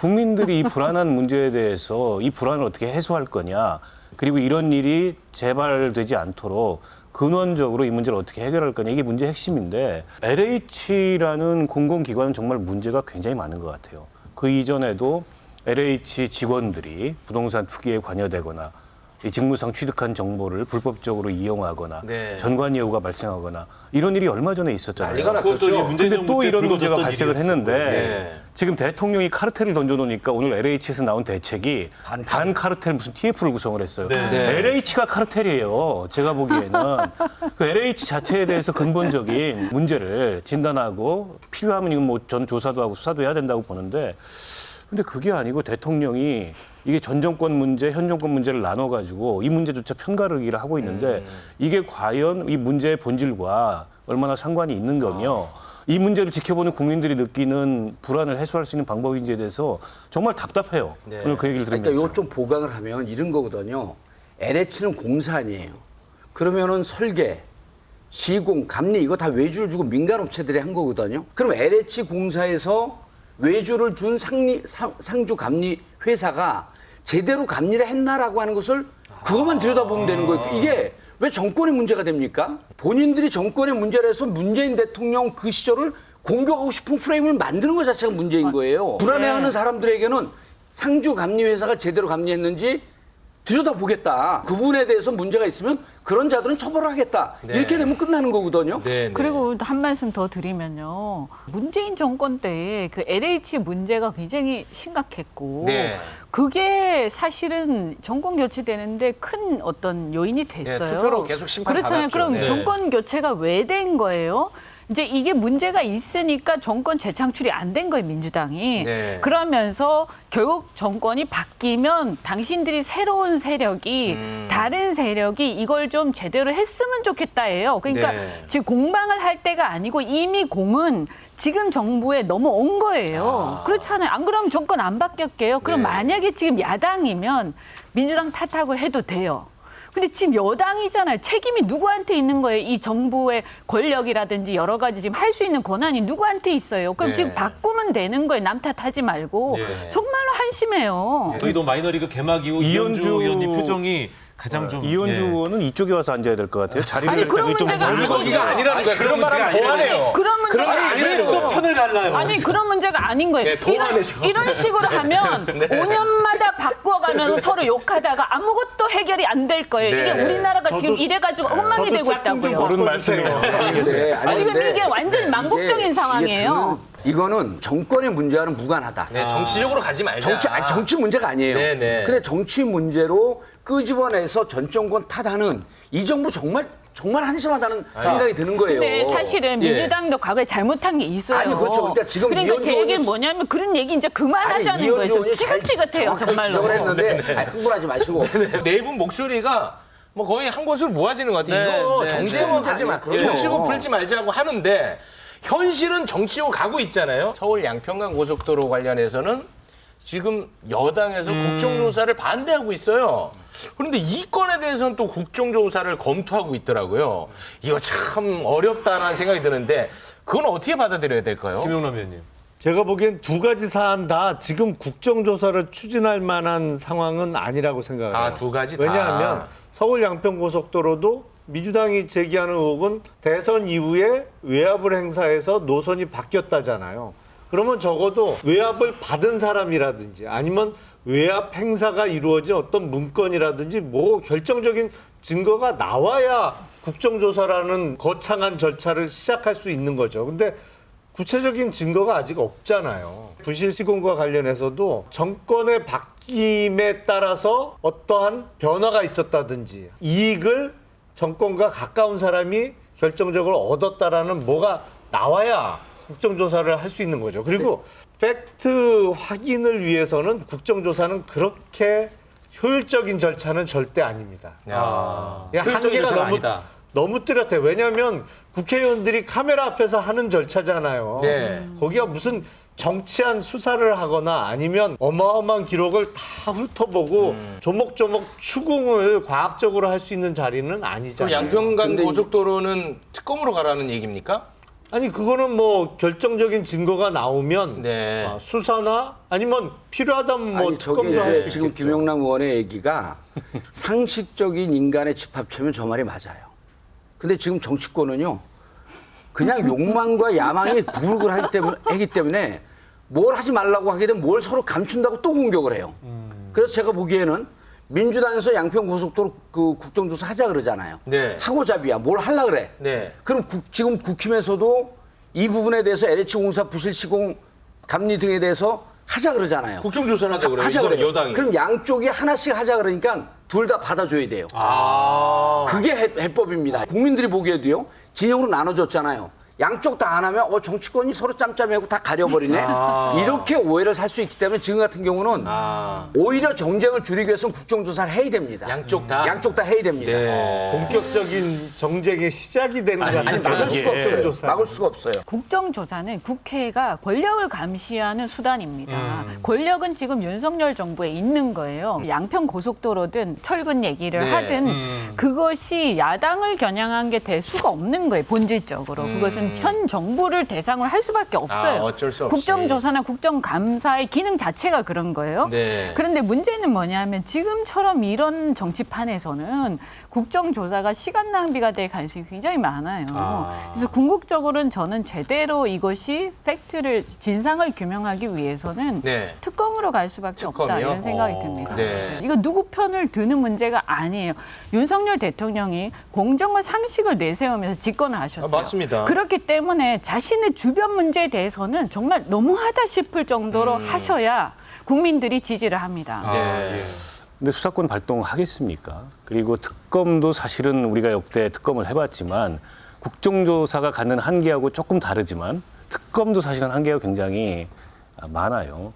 결국에 이제 정치적 공방 속에 이런 진실이 제대로 드러나기보다는 그냥 어설프게 진행될 가능성이 굉장히 높다고 보고요. 근데 저는 국민의힘이 최근 이 문제를 국정조사하자고 들고 나오는 거는 일종의 코미디예요. 지난 정부 국정조사 하자는 얘기잖아요. 근데 지금 현재 이현주 의원님도 말씀하셨듯이 권력은 윤석열 정부한테 있고 네. LH공사도 국토부도 다 윤석열 정부 책임하에 있습니다. 그러면 이 여당이 스스로를 국정조사하자고 주장하는 거와 다를 바 없는데 결국 이거는 양평 고속도로 문제에 대해서 야당이 국정조사를 들고 나오니까 그거 물타기 해가지고 물타기로 보십니까? 예, 결국에는 이제 무산시키자 이런 차원에서 국정조사를 들고 나오는데 이렇게 가려는 의도가 너무 노골적이기 때문에 설득력이 좀 떨어진다고 보고 저는 양평 고속도로를 국정조사까지 얘기가 나오도록 키운 거는 원희룡 장관과 현 정부의 책임이라고 생각해요. 네. 사실 논리적으로 설명했으면 돼요. 야당에서 지적하는 문제들은 이러이러이러한 차원에서 문제가 잘못됐고 오해다라고 설명하면 되는데 난데없이 백지화를 들고 나왔어요. 네. 그랬다가 지금 난데없이 백지화를 다시 백지화하겠다 그래요. 네. 그러면 그 경위가 도대체 어떤 과정을 통해서 변경됐고 누가 왜 어떻게 그 노선을 변경했는지 네. 밝혀야 될 거 아닙니까? 네. 당연히 야당에서 국정조사 얘기 나올 수밖에 없죠. 네, 알겠습니다. 특히 과거 선전선동을 굉장히 능수능란하게 했던 이 공산당의 그 신문이나 방송을 저희가 언론이라고 얘기하지 않습니다. 어떤 언론이 좀 그런 언론이라고 생각하시는지요? 그거는 이제 그 국민들이 판단하시고 본인들이 잘 아시리라고 생각합니다. 지금이 어느 시대인데 웬 공산당 타령인가? 공산당 기관지 같은 언론은 어디입니까? 이동관 씨는 어디가 공산당 언론인지 알고 있는 것 같은데 분명하게 꼭 집어서 말하고 국가보안법 제7조로 처벌하십시오. 공산당 기관지가 있다. 와, 이거 어디를 뜻하는 것일지 이거 뭐 찾느라고 뭐 정신없는 사람들이 몇 있더라고요. 이걸 찾는 사람이 있어요? 이거 어딘지 뭐 궁금해하더라고. 네. 기자들도 질문했잖아요. 네, 질문도 하고 어디냐고. 근데 다 알지 않느냐라고 반문을 해서. 아니 근데 요 발언 전에 나온 발언은 지극히 원론적인 이야기를 했어요. 네. 언론은 뭐 장악할 수도 없고 뭐 해서도 안 된다. 맞습니다. 뭐 이런 네. 취지의 그 발언을 상식선에서 한 것이고 그 이후에 이 공산당 얘기가 나온 거죠. 네. 제가 보기엔 특정 정치 세력 또는 특정 정치 세력에 반대하기 위한 선전선동에 주력했던 언론기관을 지칭하면서 이제 공산당 발언이 나온 것인데 네. 그 인사청문회를 앞둔 후보자로서는 좀 강한 발언이었던 건 틀림없는 것 같아요. 네. 용어 선택이나 뭐 이런 게 논란을 일으킬 수밖에 없는 용어 선택이었던 건 틀림없는데 그 취지는 사실을 보도한다기보다는 본인들의 주장을 전달하기 위해서 사실을 좀 왜곡하는 측면에 대한 강조가 아니었나 뭐 이렇게 생각합니다. 아니 그러니까 의원님 말씀 항상 좀 헷갈리는데 이 발언이 부적절하다는 거예요? 아니면 원론적으로 할 수 있는 발언이라는 거예요? 제가 얘기했잖아요. 네. 인사청문회를 앞둔 후보자로서는 분명히 너무 강한 발언이다. 김용남 의원의 말씀은 이거로 해석이 돼요. 같은 진영에 있지만 방어하기가 대단히 힘들다. 이런 얘기예요. 아니 근데 제 말이 꼭 해석이 필요해요. 그렇게. 아니 근데 이거는요 공산당 운운한 건 좀 용어가 너무 과했던 것 같고요. 네. 주장이나 어떤 경향성은 있을 수 있다. 그러니까 보수 성향의 언론도 있을 수 있고요. 네. 진보 성향의 언론은 있을 수 있는 거예요. 그걸 가지고 뭐라고 하면 안 돼요. 그리고 자기들의 어떤 정책적인 주장도 할 수 있는 거예요. 조선일보도 그런 얘기를 할 수 있는 거고 한겨레 신문도 그런 얘기를 할 수 있는 거고 그거 다 어느 나라나 다 똑같아요. 근데 문제는 지나치게 정파성을 띠면서 그 안에서 승진을 하거나 본부장이 되거나 하는 것을 어떤 특정 정당하고 라인을 타야만 정권이 바뀔 때마다 바뀌는 이게 지금 문제인 거거든요. 네. 저는 지난 정권에서도 그 문제 제기 굉장히 많이 했는데 문재인 정부 시절에 네, 만약에 이동관 그 방통위원장 내정자가 진보 성향의 언론한테만 이 얘기를 적용한다. 그럼 스스로가 정파적인 거예요. 굉장히 심각한 거죠, 그건. 그런데 청문회를 앞둔 후보자가 왜 저렇게 강한 표현을 써서 이렇게 이목을 집중시킬까? 네. 저는 저렇게 강한 표현을 써서 지금 프레임을 바꾸고 있다고 생각해요. 아, 의도된 발언이라고 보십니까? 아니 그럼요. 저분이 본인 스스로 굉장히 자랑스럽게 얘기했듯이 기자 20년 했고 네. 청와대 대변인 홍보수석 했는데 본인의 저런 말이 어떤 정치적인 효과를 불러일으킬지 모르고서 그래요? 실수로 저런 말을 했다고 생각하지 않고요.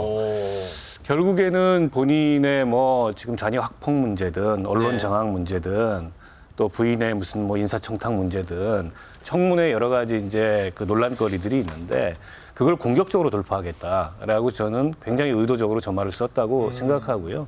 비단 의도적으로 쓴 것만이 아니고 평소의 생각이에요. 인사권자인 임명권자인 대통령을 비롯해서 이동관 후보자와 여권 핵심부가 현재 언론 지형이나 공영방송에 대해서 갖고 있는 생각을 여과 없이 드러낸 거라고 보고 우리를 비판하거나 네. 우리를 반대하면 공산당이다 라는 심지어 이념의 딱지를 붙이는 건데 자가당착은 뭐냐면 공산당의 기관지 같은 언론은 절대 권력에 무위판적으로 네. 절대 권력에 절대 복종하고 절대 권력에 절대 받아쓰기를 하는 이런 언론을 말하는데 권력은 본인들이 갖고 있어요. 본인들 입맛에 맞는 그런 언론들, 그런 태도를 보이는 언론들은 다 공산당 언론입니까? 여기서 이제 자가당착이 생기는 거예요. 네. 그래서 저는 이동관 후보가 일각에서는 그런 얘기도 해요. 좀 달라졌다 옛날하고. 사람 달라지지 않습니다. 사람 고쳤을 수 없어요. 네. 제가 보기에는 저분이 과거 MB 정권 때 보였던 그 언론 장악이나 공영방송 인사 개입, 편성 개입 똑같이 할 겁니다. 어쩌면 그때보다 더 심하게 할 거예요. 네. 수사권까지 가졌으니까. 일단 자신을 임명해준 대통령에게 코드가 일치하고 있다라고 하는 메시지는 보냈어요. 뭐냐면 윤석열 대통령이 지속적으로 얘기하는 게 종북 좌파가 망가뜨린 대한민국이라고 이렇게 얘기를 해요. 네. 그리고 지금 공산당이라고 하는 표현은 그것과 괴가 맞죠. 진짜 이분이 방통위원장 하면 안 된다라고 하는 게 언론은요. 진보적 성향을 보일 수도 있고 보수적 성향을 보일 수도 있습니다. 언론이 가장 큰 문제는요. 경영인으로부터 편집권이 독립되어 있는가. 권력으로부터 편집권이 독립되어 있는가 이것만 보면 되는 거거든요. 네. 그리고 그 구성원이 보수적 성향을 갖고 진보적 성향을 갖는 거는 그들의 언론의 자유이고 헌법 정신을 지키는 거예요. 그거를 왜 문제 삼습니까? 처음부터 들어오면서 이렇게 얘기를 하고 있는 거예요. 우리와 다른 생각을 갖거나 우리와 다른 입장을 갖고 있는 진보적 성향을 보이는 순간 여러분들은 공산당 언론이나 공산당 기관지이다. 윤석열 대통령의 어법은 그대로 나오는 거죠. 종북 좌파가 망가뜨린 나라를 바로잡겠다. 그런 언론을 바로잡겠다라고 하는 의지를 그대로 보인 거예요. 그러니까 언론 장악 의도를 그대로 보였기 때문에 네. 그리고 이미 2010년도에 그런 전력이 있기 때문에 방통위원장으로는 빵점이다. 네, 알겠습니다. 이제 제가 짧게 좀 여쭤보겠습니다. 지금 뭐 학폭 은폐 의혹도 있고 방송 장악 의혹도 있고 뭐 그렇지 않습니까? 근데 그럼에도 불구하고 이거를 이길 만한 능력이 있으니까 지명하지 않았겠습니까? 어떤 능력을 지금 인정받고 있는 건가요? 궁금해서요, 경험이 저는. 풍부하잖아요. 그러니까 뭐 기자 생활도 언론 기관에도 오래 있었고 또 언론을 상대하는 정부 측의 공직에도 다양하게 있었고 그런 게 장점으로 작용할 수 있겠죠. 근데 지금 더불어민주당 쪽에서 자꾸 언론 장악을 시도한다고 얘기하는데 윤석열 정부가 언론을 장악한다는 건 불가능합니다. 사실은. 그럴 의지도 없겠지만 하고자 해도 할 수가 없어요. 왜 그러니까 그렇죠? 문재인 정부 하에서는 언론 장악이 가능했던 게 하부 구조는 사실은 혼연일체가 되어 있는 상태에서 KBS나 MBC 사장하고 주요 보직 몇 사람만 솎아내면 그냥 한 몸처럼 움직일 수 있는 상황이었습니다만 지금은 언론사의 사장을 윤석열 정부가 바꾼다고 해서 밑이 뭐 흔들리는 상황이 아니잖아요. 그 언론 장악은 지금 사실상 불가능합니다. 그 구성원들이. 그럼요.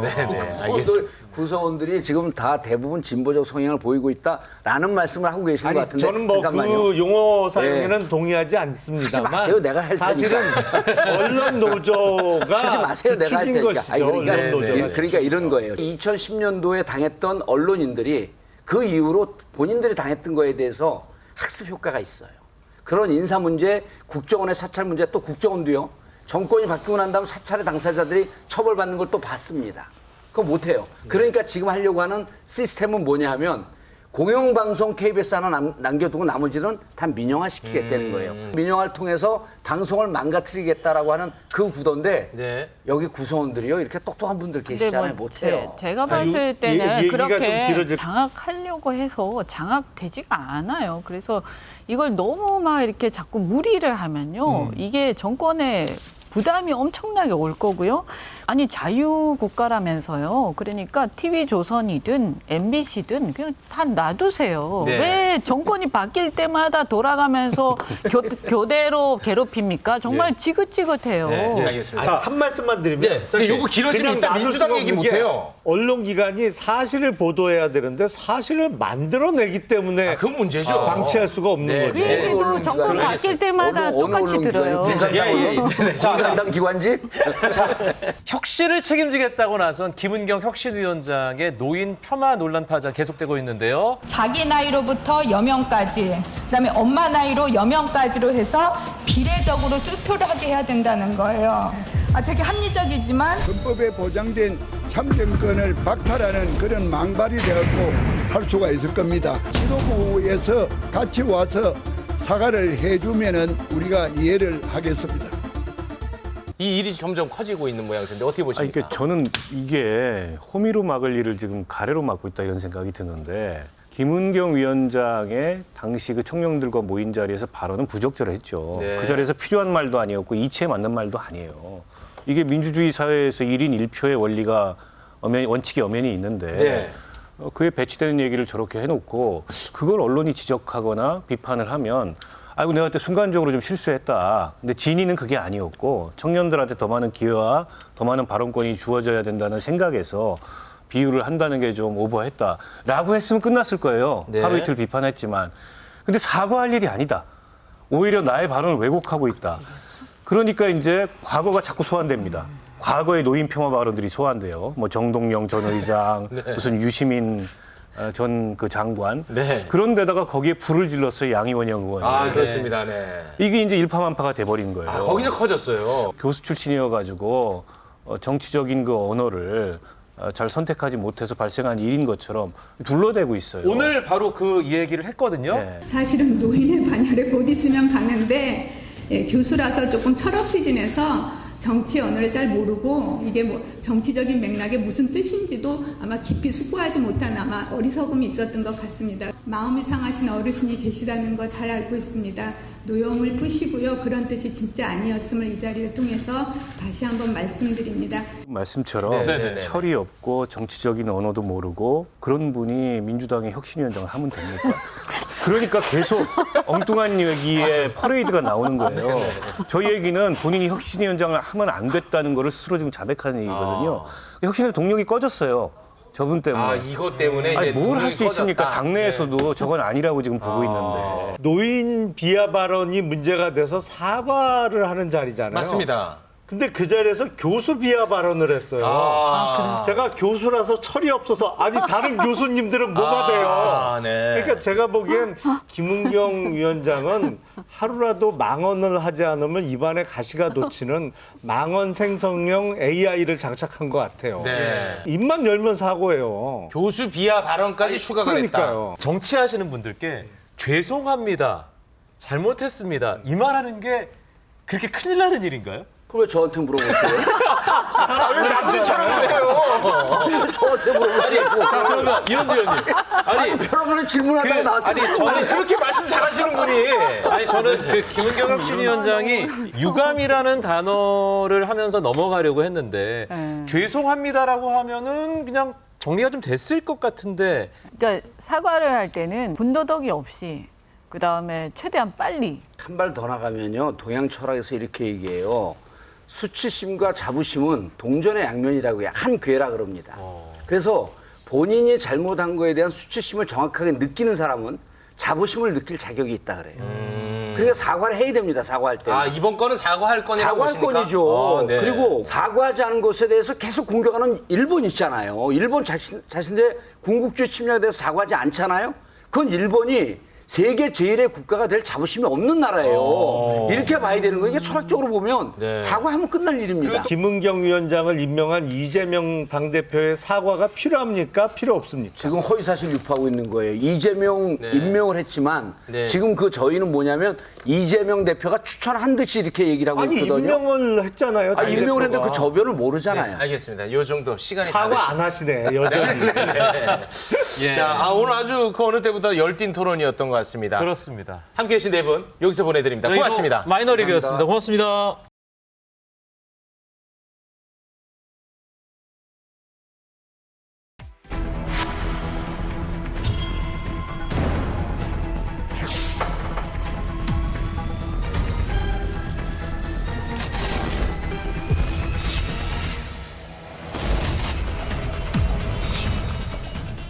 어느 설계사를 선정하고 어느 감리 회사를 선정하더라도 LH 정관들이 다 있다.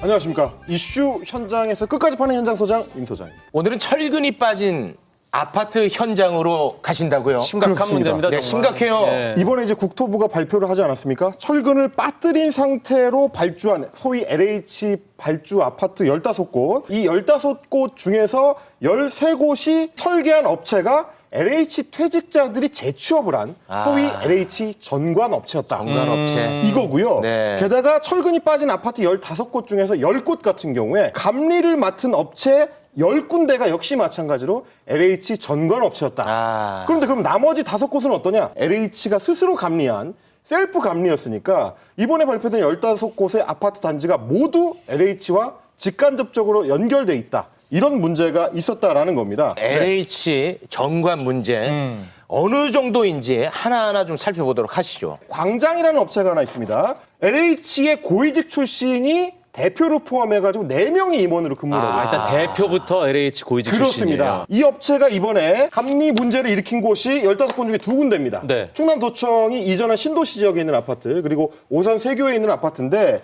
이력을 봤더니 지난 4월에 붕괴됐던 인천 검단 아파트 지하주차장 사고 기억하시나요? 네네네. 거기를 감리했던 업체가 광장이었다. 이 일 때문에 전수조사한 건데. 근데 문제는 여기서 끝이 아닙니다. 하나 더 들어갑니다. 작년 1월에 노동자 6명이 사망하는 사고가 있었던 광주 화정의 아이파크 붕괴 사고. 이때도 감리를 맡았던 업체가 광장입니다. 그러니까 2군데에서 심각한 감리 문제를 일으켰다라고 할 수 있는 이 업체가 또다시 2군데 LH 발주 아파트를 맡아가지고 문제를 일으킨 셈인데 이런 식으로 광장이 그동안 LH에서 따냈던 감리 용역이 23건, 계약 금액만 무려 430억 원에 달한다. 라는 보도가 나온 겁니다. 이런 업체한테 왜 자꾸 맡기는 겁니까? 그러게요. 굉장히 화가 나는데. 근데 이런 업체가 또 있다는 거 아닙니까? 문제는 한 군데가 아니라는 겁니다. 자, 목양이라는 감리 업체가 있습니다. 네. 여기도 마찬가지로 LH 고위직 출신 3명이 임원으로 근무를 하고 있습니다. 그런데 이번에 발표된 자료를 보니까 15곳 중에서 남양주, 아산, 양산 지역에 3군데 아파트를 이 업체에서 감리를 했어요. 이력을 따져봤더니 역시 마찬가지로 인천 검단 아파트 지하주차장 붕괴된 곳 목양하고 아까 광장이 같이 감리를 했었다. 라는 게 이제 이번에 드러난 겁니다. 게다가 감리업체들 같은 경우는 감리를 제대로 안 했을 경우에 이제 벌점을 부과받도록 돼 있거든요. 벌점을 많이 받으면 LH처럼 공공기관이 발주하는 사업에는 참여를 제한을 합니다. 그래야겠죠. 이 목양 같은 경우도 이전에 LH에서 계속 벌점을 부과받은 게 6건이 쌓여 있었습니다. 그런데 어떻게 또 LH의 발주를 받을 수 있었느냐 체크를 해봤더니 벌점을 받으면 곧바로 취소 소송을 냅니다. 그러면 이 벌점 부과했던 게 일단 스톱이 되고 재판이 끝날 때까지는 벌점이 확정이 안 되는 거죠. 그 기간 동안에는 새로 사업 수주를 받을 수가 있는 겁니다. 그 허점을 노린 거네. 이런 식으로 해가지고 지난 5년간 LH에서 이 목양이라는 업체가 수주받은 액수로 따지면 2번째로 많은 업체였다. 이게 이번에 또 확인이 됐습니다. 뭐 알수록 더 조금 화가 올라오는데요. 예. 아무리 봐도 이 정관 특혜를 의심하지 않을 수 없는데 그렇죠. 이 업체들은 어떤 입장이에요? 당연히 업체들에서는 전관 특혜는 결코 없었다. 우리가 사업을 잘해서 따온 거다. 이제 이런 입장을 유지를 하고 있습니다만 재취업을 한 정관을 영입한 업체들이 실질적으로 수주를 할 수 있었느냐, 그건 제도의 문제거든요. 입찰 제도의 문제인데 저희가 조사한 걸 보니까 철계는 수의계약, 또 감리 같은 경우는 종합심사 낙찰제라는 제도를 통해서 이루어진 겁니다. 예. 종합심사 낙찰제라는 것이 어떤 심사위원들의 정성평가가 반영될 수밖에 없는 부분이 크거든요. 평가 기준에. 예. 금액인 20%, 심사위원들의 평가가 80%의 비중을 차지합니다. 그 제도를 통해서 선정된 업체의 상당 부분이 정관 영입 업체였다라는 거죠. LH 전관들이 가져오는 이 인맥과 내부 정보 이게 그 회사에 도움이 되는 방식으로 이제 작동을 한다는 거고 그러다 보니까 거액을 주고 LH 출신들을 전관으로 회사들이 영입을 하게 된다. 이 구조를 얘기하는 겁니다. 전관 업체가 유리한 제도가 문제다. 그렇습니다. 예. 근데 윤석열 대통령이 가장 싫어하는 게 또 건설 카르텔 이런 그렇죠. 부분이거든요. 그렇죠. 지금 어떻게 변화의 움직임이 좀 포착되고 있습니까? 일단 LH에서는 굉장히 좀 단호한 입장을 내놓고 있습니다. 반카르텔 공정건설 추진본부를 설치하겠습니다. 설계, 감리 등 건설공사 전 과정에서의 전관 예우, 이권 개입 근절시키겠습니다. 부실 시공, 설계, 감리업체는 원스트라이크 아웃 제도를 도입하겠습니다. 정관 특혜 의혹이 제기된 업체를 수사 의뢰하고 이번 15개 단기 부실 시공 업체에 대해서는 형사고발과 민사소송 등 법적 조치를 즉시 취하겠습니다.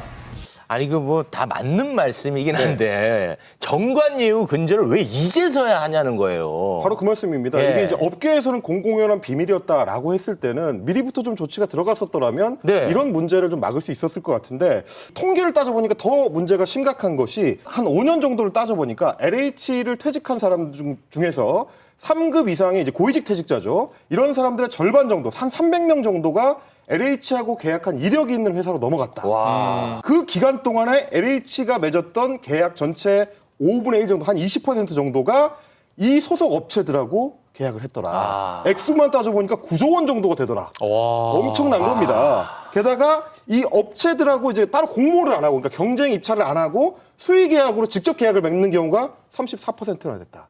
그러다 보니까 아니 회사들 입장에서는 야, 이 전관만 좀 모셔오면 우리 회사에 운이 트일 수 있다라는 생각을 할 수밖에 없었던 어떤 구조적인 문제가 있었던 거고 이 부분은 이번에야말로 좀 바로 잡아야 되는 겁니다. 로비스트의 역할을 하는 거네요. 그렇게 의심할 수밖에 없는 상황인 거죠. 네. 근데 이제 문제는 2년 전에 전국을 들썩거리게 했었던 이 문제가 있었습니다. LH 투기 의혹 난리 났었잖아요. 그렇습니다. 새롭게 탈바꿈 한다고 했잖아요. 그때도 혁신안 냈었고. 난리 났었거든요. 2년 전에만 하더라도 LH 직원들이 신도시에 땅 투기를 해가지고 공분을 샀을 때 그때도 퇴직자들의 전관 예우를 차단하겠다라는 약속을 했었는데 과연 이번 혁신안은 다를 수 있을 거냐. 그때 땅 투기에 대해서만 뭐 혁신안을 내고 이번 같은 경우는 뭐 감리업체, 설계업체에 대해서만 혁신안을 내고 이런 식으로 땜질식으로 한 게 아니라 이번 기회에 소위 이 카르텔을 차단할 수 있는 완전한 혁신안을 좀 내줬으면 좋겠다. 이게 지금 국민들의 바람입니다. 이번에는 되겠죠? 반복되지 않아야 될 겁니다. 계속해서 좀 관리 감독해 주시기 바랍니다. 알겠습니다. 현장 소장으로서 꼼꼼히 챙겨보도록 하겠습니다. 고맙습니다. 고생하셨습니다. 한 달 사이에 6천 통의 전화를 했어요. 얼마 전에 기사에서 5천 통인데 그동안에 1,000통 하셨어요? 그러니까 이번 주에 1,000통이 이번 주에 1,000통 하셨어요? 후배 정치인들 도발하시는 거 보니까 무소속까지 자신 있다 이 말씀을 지금 하시는 거거든요, 지금. 이준석 대표가 꼭 무소속 나가서 대세요.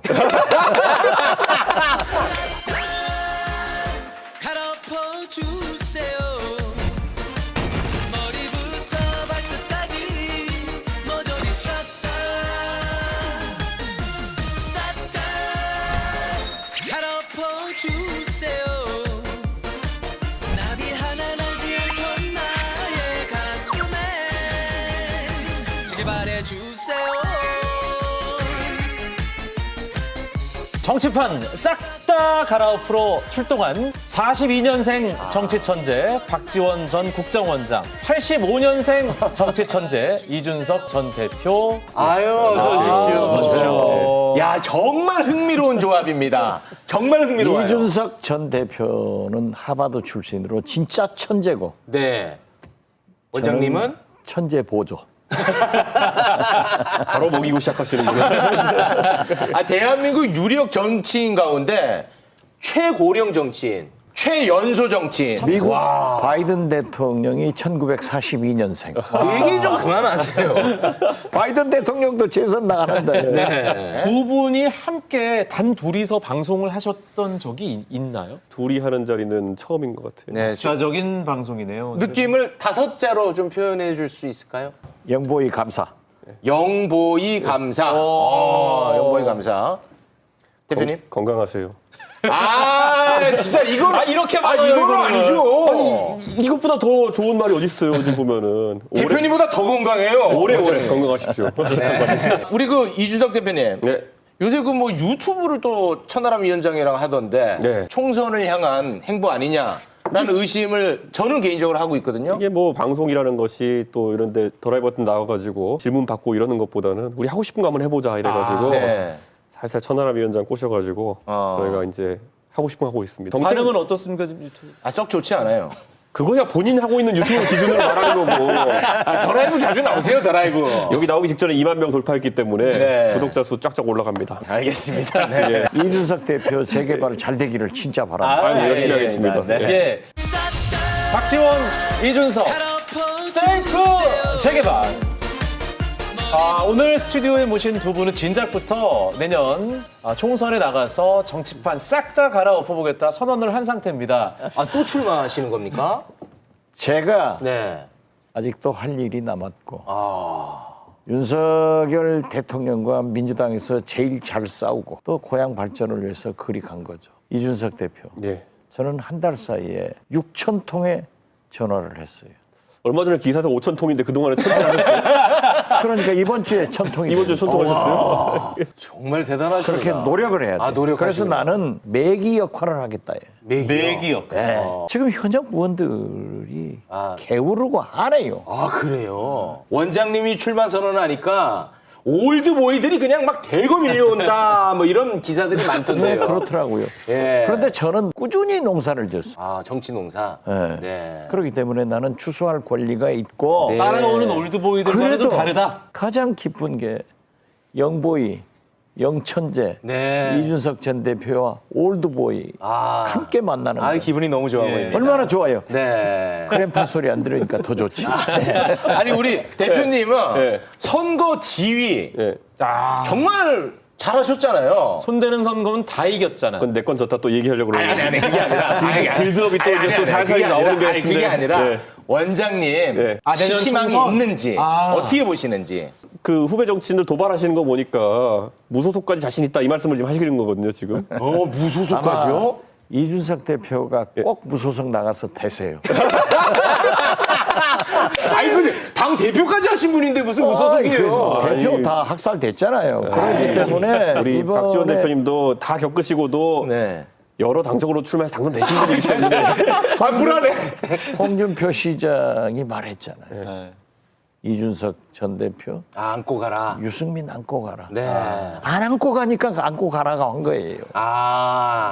이번 총선 뭐 무소속 얘기도 있고 신당 얘기도 있고 뭐 노원에서 나갈 거라는 얘기도 있고 어떻게 되는 겁니까? 노원에서 나갈 거란 얘기도 있고 그냥 그게 기본 옵션이고. 그죠? 그리고 저는 그걸 다 준비하고 있었고 항상. 그런데 항상 누군가 저를 방해한다 그러면은 저는 다른 옵션들을 닫아버릴 필요는 없는 거 아니겠습니까? 신당을 하겠다 아니면 무소속을 하겠다 이런 얘기를 특정지어서 말한 적이 없어요. 저는 무엇이든 할 수 있다라고 얘기를 보통 해요. 그러니까 뭐 그 안에 범주에 들어가는 건 다 할 수 있죠. 이준석 대표나 박지원이나 남산의 소나무는 그대로 서 있는데 바람이 불어요. 흔들거리는 하지만은 뽑아가지는 못해. 제가 지난번에 유랑할 때 진도 가가지고 트로트도 부르고 해가지고 저도 진도에 팬이 좀 있습니다. 그래서 제가 진도 찾아줘서 감사하다고 방송에 나가서 얘기했어요. 저는 그렇게 우리 고향을 생각하는 분들한테 감사하다고 꼭 얘기합니다. 사실 제가 아무 의도도 없이 갔다가 갑자기 초대 가수 비슷하게 돼버려가지고 어설프게 두 곡 부르고. 제 선거 지원 유세하러 오세요. 자, 그런 얘기 아니 지금 원장님. 그 해당행위예요, 해당행위. 저는 노원에 못 가요. 지금 물어보니까 우리 김성환 의원, 제가 국회의원 할 때 615실 제가 614호실 김성한 의원이 있어서 또 가까운데 둘이 같이 붙는 건 나 또 몰랐네. 그러면 협치는 진도에서만 하는 걸로. 저는 얻는 게 없잖아요. 그러니까. 네. 알겠습니다.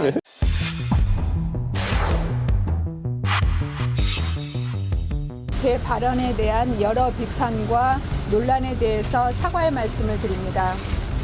그리고 어르신들의 마음을 상하게 한 점에 대해서는 더욱 정중히 사과드립니다.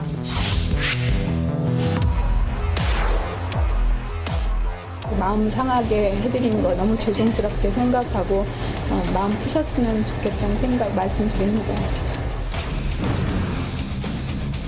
앞으로는 절대로 그런 일이 없길 바랍니다. 정신 차려라고 진정성을 갖고 사과도 하고 다시 일이 없도록 하고. 우리 원장님께서 아주 유심히 지켜보셨는데 원장님 예. 방금 이제 영상에 잡혔던 대한 노인회 회장님이랑 동갑이시더라고요. 김호일 회장이 좋으신 분이라 사진을 4번이나 때리는데 이제 그만했으면 됐어요. 사과했고 깃밤도 맞았고 네. 그랬으면 됐다 이거죠. 저는 그렇게 봐요. 그러나 네. 김은경 위원장이 지난 7월 31일 그러한 발언을 해서 제가 8월 1일 날 문자로 남겼어요. 빨리 사과해라.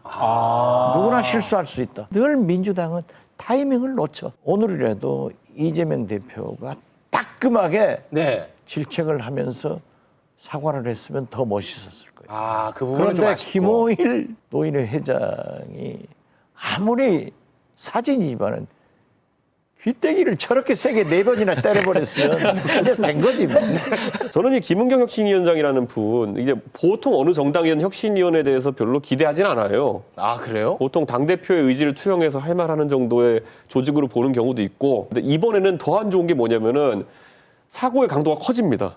지금. 처음에 이제 그 불체포 특권 관련해가지고 다소간 논란이 있었을 때는 그래 뭐 그럴 수 있지 이랬는데 이번에 이렇게 터지고 나니까 대중의 반응은 뭐냐면 다음엔 또 뭘 할지 궁금하다 정도가 돼버렸어요. 그럼 저는 이미 민주당 내에서 혁신위의 동력은 사라졌다. 기대치가 없어요. 저도 별로 뭐 하는지 관심이 없거든요. 네네네. 저같이 정치 중독된 사람도 사실 민주당 혁신위가 뭐 하는지 별로 관심이 없어요. 그렇다면은 해체하는 게 옳다. 해체 어떻게 받으시겠습니까? 국민의힘에서 민주당 혁신이 걱정할 필요 없어요. 자기 집은 혁신이 위원장 만들어 놓고 개점 휴업이야. 말씀하신 대로 의뢰의 혁신이가 출발하면은 호랑이를 그리겠다. 나중에 그림은 고양이가 돼. 보통 그렇습니까? 실체는 꼬리밖에 쥐꼬리가 되는 거야. 그렇지만 김은경 혁신위원장이 나는 잘한 것은 민주당은 단합이다. 그래서 명락해동에 어깨동무하고 나와라. 잘했잖아요. 이런 것은 또 긍정적으로 평가하는데 동력이 떨어졌다는 그런데 거에 대해서는 동의하지 않으십니까? 혁신, 그러니까 뭐 이런저런 문제 때문에. 지금은 동력 떨어졌죠. 그러니까 해체설도 나오고 하는데 그 당원들과 국민들의 평가가 어떻게 이어지느냐를 봐야 될 거예요. 그렇지만 오늘 김호일 회장이 깃방맹이를 4개나 때렸는데 내가 맞아서 됐다. 사진. 됐다 이거죠. 저는 그런데 저는 솔직히 이재명 대표의 생각이 더 궁금해요. 사실 국민의힘도 제가 계속 지적했던 것이 도대체 어떤 미래를 그리냐가 사실 안 보이거든요. 공정과 상식이란 대선 구호가 지금 구현되는 과정 중에서 그렇게 선명하게 안 나오는 것이고 민주당도 솔직히 이재명 대표하면 상징되는 과거의 자산들이 있었어요. 무상 시리즈 같은 어떤 복지라든지 아니면 기본소득제라든지 이런 상징적 자산들이 있었는데 지난 지방선거와 대선을 거치면서 그게 이제는 빛을 좀 발했다라는 이제 평가가 있었거든요. 근데 그러면 저는 이재명이라는 당의 대표가 무슨 비전을 새로 세우느냐가 궁금한 것이지. 누가 이재명 대표의 다리를 대신 긁어주는 사람 정도의 위치에 있는 혁신위는 전 기대가 안 가기 때문에 오히려 이재명 대표가 내가 앞으로 그럼 앞으로 혁신을 이끌겠다라고 주장을 하고 본인 주장을 하는 게 오히려 더 선명하지 않을까 그런 생각이 듭니다 지금. 최재형 국민의힘 혁신위원장 같이 그냥 가만히 앉아 있는 게 제일 좋아요.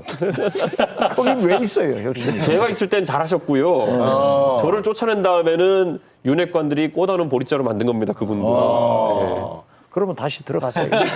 그 길밖에 없습니다. 아니 그리고 그래도 그거라도 민주당은 사과를 하는데 윤석열 대통령은 무엇 하나 잘못했다고 하는 유감도 표시하잖아. 네. 양평 고속도로, 리투아니아 면세점 인정을 하면 유죄가 되니까 검찰 출신들은 절대 안 해요. 그래서 지금 현재 문제가 되는 것은 정치는 검찰 수사하듯 검찰 수사는 정치하듯 하니까 문제인 거지. 네. 그거 방금 말씀하신 거 원장님 작품입니까? 그거 네, 제 작품. 그래요? 네, 알겠습니다. 고속도로 말씀하셨으니까 네. 서울 양평간 고속도로 관련해 가지고는 지금 국민의힘에서는 국정조사를 좀 꺼리는 모양새인데 LH 관련해서는 또 국정조사를 매우 강력히 밀어붙이는 모양새거든요. 요거는 어떻게 보십니까? 자꾸 나 때는 얘기하게 되는데요. 네. 제가 있을 때는 저희 뒤에 이제 회의하면 백보드에 저희 붙여놓은 게 뭐냐면은 특검을 거부하는 자가 범인이다라고 써놨어요. 아, 기억납니다. 네. 그게 제 스탠스고요. 예, 지금 지도부는 생각이 다른 거죠, 그러니까. 국정조사를 거부하는 사람이 뭔가 전 모르겠어요. 그런데 하여튼간 범인이다. 저는 그런 얘기 한 적 없어요. 아니 내가 맞춘 게 맞췄지. 대충 뭐 출연자 개인의 의견인데. 그래서 이 부분에 대해서는 조금 아쉽게 느껴지는 측면이 있나 보군요. 뭐 이상하게 좀 내용이 들어가려고 하는데 갑자기 원희룡 외절해로 가버렸어요, 그냥. 예전에 어떤 걸 떠올리냐면 박근혜 정부 시절에도 그런 게 있었어요, 보면은. 박근혜 정부 시절에 처음에 정윤회 씨 사건 같은 게 불거지니까 뭐 어떻게 하다 보니까 정윤회 씨는 아니다 이러면서 덮고 넘어갔거든요. 나중에 그랬더니 정권 말기에 갑자기 최순실 씨라는 저도 처음 들어본 이름이 나오니까 다들 너무 당황했던 거예요. 그래서 저는 이런 의혹이 나왔을 때 사실 여당 내 구성원들도 의구심을 해소했을 정도로 해명이 되는 게 중요하다. 어찌됐든 간에 출구 전략이 필요하잖아요. 그거 어떻게 해야 된다고 보십니까? 고속도로 관련해서. 그럼 국민들이 원하는 대로 하자면서요. 그런데 국민들 여론조사 해봤더니 원한 추진이라고 나온다는데. 그러니까 저는 이게 지금 해놓은 말들이 다 지금 계속 이제 서로가 서로를 공격하는 상황이거든요. 저는 이거는 풀고 가든지 풀지 못하면은 처음에 용기 있게 이걸 뭐 백지화부터 했던 원희룡 장관이 좀 정치적 책임을 져야 되는 상황이 아니냐. 저는 그런 생각을 하고 거치 있습니다. 문제를 말씀하시는 겁니까? 그렇죠. 왜냐하면 이게 내용으로 풀기에는 너무 많은 말들이 서로 모순이 돼버렸고 가장 용기 있게 나섰던 사람이 가장 용기 있는 책임을 져야 되는 거 아니겠습니까? 윤석열 대통령이 기가 막히게 원희룡 장관이 해결해라 하고 자기는 딱 빠져버렸어. 김건희 여사 종중 땅은 윤석열 대통령하고 함께 재산 신고가 돼 있으니까 그게 대통령 땅도 있어요. 그렇게도 봐야 돼요. 원희룡 장관으로 이슈를 돌려놓으니까 원희룡 장관이 너무 총대를 세게 맸다가 백지화해서 이제 또 백지화. 국정조사를 해서 밝히고 원안으로 돌아가면 해결된다. 그렇습니까? 저는 그렇게 봐요. 원희룡 장관 같은 경우에는 굉장히 여권의 중요한 자원 중 하나입니다. 솔직히 말하면은 수도권에 지금 엄청난 인물난이 있다고 계속 보도가 되고 있는데 특히 국토부 장관이라는 중위를 맡았으면은 어떤 지역에 상당한 이제 사업을 일으킬 수도 있는 위치에 있고 그러다 보면은 그런 걸 동력으로 해가지고 총선에서 수도권 한 권역을 맡아가지고 선거를 치러야 될 정도의 막중한 책임이 있는 사람입니다. 그런데 그 국토부 장관이 교통 현안이나 이런 걸로 수도권에서 바람을 일으키기보다 오히려 본인이 뭔가를 방어하러 들어가는 모양새에서 소모되는 느낌이 있어가지고 그래서 제가 아까 원 장관한테 차라리 정치적으로 책임질 모습이라는 얘기를 했던 거는 이거 길게 가면 원 장관도 굉장히 고생하십니다. 이것도 보면은. 공산당의 그 신문이나 방송을 저희가 언론이라고 얘기하지 않습니다. 사실이나 진실을 전달하는 게 아니라 주장을 전하는 것이기 때문에 저희는 그거를 기관. 어떤 언론이 좀 그런 언론이라고 생각하시는지? 그거는 이제 그 국민들이 판단하시고 본인들이 잘 아시리라고 생각합니다. 이동관 후보자와 박지원 원장님 개인적 친분이 두터운 걸로 저는 알고 있었는데 두 분이 아주 세게 붙었습니다. 이동관 후보자의 방송 장악 의혹이 있는데 여기에 대해서 박지원 원장님이 국정원장 시절에 그 문건 내가 직접 봤다. 그랬더니 오늘 이동관 후보자가 바로 짜증을 섞인 입장문을 냈습니다. 문건 작성을 지시한 적도 보고받은 적도 본 적도 없다. 그리고 박지원 전 원장 눈에는 모든 사안이 공작이자 음모로 보이는 모양이다. 조선시대에 박 원장이 태어나셨더라면 5대에 걸쳐 영화를 누린 유자광을 뛰어넘는 인물이 되지 않았을까. 이거는 솔직히 상처 받으셨습니다. 그죠? 저는 상처 안 받았어요. 안 받았어요? 말할 사람이 말을 해야 상처를 받지. 그 말 자체도 자격이 없는 사람이에요. 홍보수석실에서 국정원에 요구를 했는데 홍보수석 아니다? 국정원의 보고 문건은 상층부로 갑니다. 제가 보았다는 그러한 것은 지금 언론에 다 나왔잖아요. 그 문건을 보면은 딱 국정원 제작 문건이다. 이동관, 박지원 싸움을 하면은 훨씬 좋을 것 같지만 제가 응하지 않아요. 아, 그렇습니까? 저는 빤히 보여요. 의도적으로 이번에. 그렇죠. 저를 한번 걸어본 거예요. 근데 내가 아무 소리 안 해버리니까. 네. 근데 오늘 몇 마디 하셔가지고 또. 왜 몇 마디? 네, 알겠습니다. 나는 안 한다고 했지. 언론관이라는 것이 방통위원장이 굉장히 중요한 가치인데 공산당 기관지 발언은 저는 이거는 상당히 위험했다라는 생각이 들긴 합니다. 다만 또 제가 또 잘못 이해하고 있을 수 있는 것이 아까 국민이 공산당 기관지가 어딘지 알 것이라고 하셨잖아요. 그렇습니다. 그래서 어쩌면은 이동관 후보자의 개인적 경험에 따른 자조적인 발언일 수도 있습니다. 제가 이해하기로는 액면가대로만 읽으면은요. 공산당이란 건 집권기관 아닙니까? 공산국가에서는. 그렇죠. 네. 그럼 집권당을 수호하는 언론이 있다라고 하는 것에 대해서 비판한 걸 수도 있거든요. 그러면 지금의 상황에서 집권당을 수호하는 아니면 집권자를 비판하지 못하는 언론에 대해 가지고 굉장히 강하게 비판한 걸 볼 수도 있어요. 그렇게 안 보시잖아요, 솔직히. 아니 본인이 아무래도 과거에 언론인 경험이 많으시고 그러시다 보니까 본인의 경험 속에서는 그런 걸 겪으실 수도 있다. 그래가지고 그런 행태를 근절하겠다는 의지라면은 역시 천재야. 좀 더 들어보겠습니다. 역시 천재야. 와, 이런 해석은 처음입니다. 그래서 적어도 오늘 박지원 원장님 말씀하시는 게 편집 안 되고 나간 걸 보면은 KBS는 빠지는 것 같은데요. 네. 논리대로라면. 네. 그런데 KBS하고 MBC를 지금 손보고 있어요. 아직 임명되시기 전인데요? 되기 전부터 지금 딱 고속도로를 깔아놓고 가더라고요. 거기는. 아, 그렇게 보십니까? 어떤 아니, 모습에서요? KBS 이사장 이사 바뀐다는 거 아니에요? 자른다는 거 아니에요? 그런데 오늘 보니까 또 MBC 박문진 이사장하고 이사 또 자르더라고요. 대주주 박문진이요. 아니 KBS 이사장으로는 특히 모 언론사 논설위원 출신이 온다는 설도 있고. 그런데 이미 다 정해졌더라고요. 저는 설로 들었는데 다 정해졌습니까 벌써? 나도 설인데. 아니 확실히 정보에는 박지원 전 국정원장이 지금 이런 여러 가지 논란이 있는 걸 다 알고 있지 않겠습니까? 그리고 방송 장악과 관련해 가지고 당시 책임 검사였고 그럼에도 불구하고 지명을 한 데는 특별한 이유가 있을 것 같은데 그건 뭐라고 보세요? 저는 이게 정말 궁금해서 계속 여쭤봅니다. 아니 방송 관련 수사를 해보셨으니까 방송 전문가 아니시겠습니까? 그러다 보니까 이런 방송계 왜 웃어요? 진지한 얘기하는데 방송 관련해가지고 여러 카르텔을 척결하기 해가지고 이권 카르텔을 잡을 수 있는 적임자라고 생각하셔가지고 임명하신 것이기 때문에 청문회에서 분위기는 어떨 거라고 예상을 하세요? 국민 여론이 지금 어떤 사안이든지 간에 지금 윤석열 대통령의 지지율과 수렴해가지고 움직이고 있거든요. 예를 들어 그때 수능 문제에서 제가 되게 당황했던 게 뭐냐면은 60대 이상, 70대 이상에서 이제 윤석열 대통령의 생각을 지지하는 비율이 대통령 지지율만큼 나왔거든요. 그런데 이분들은 수능에 대한 경험은 사실 없는 세대거든요. 그리고 앞으로 자식이 수능을 볼 세대도 아니고 그런데도 불구하고 어떤 하나의 수렴해가는 과정이라는 것이 매우 모든 사안을 정치적으로 바라볼 수밖에 없는 상황이 되지 않았나. 굉장히 안타깝고 그래서 이동관 후보자에 대한 평가도 이미 본인의 정치 성향에 따라가 정치적으로 하는 상황이 되지 않았을까. 청문회가 변수가 되지는 않을 거라는 생각을 합니다.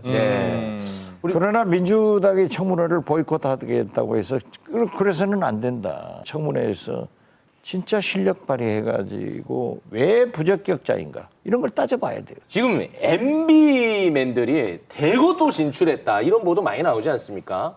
이거는 어떤 의중이 있는 겁니까? 저는 윤석열 이코르 MB다. 그거 어떻게 되는 거예요? 똑같아요. 예? 똑같아. 하는 일들이 지금 보십시오. 네. MB 때도 이슈를 좋은 건 나쁜 건 만들어가지고 와글와글 그렇게 하고 넘어가고 했어요.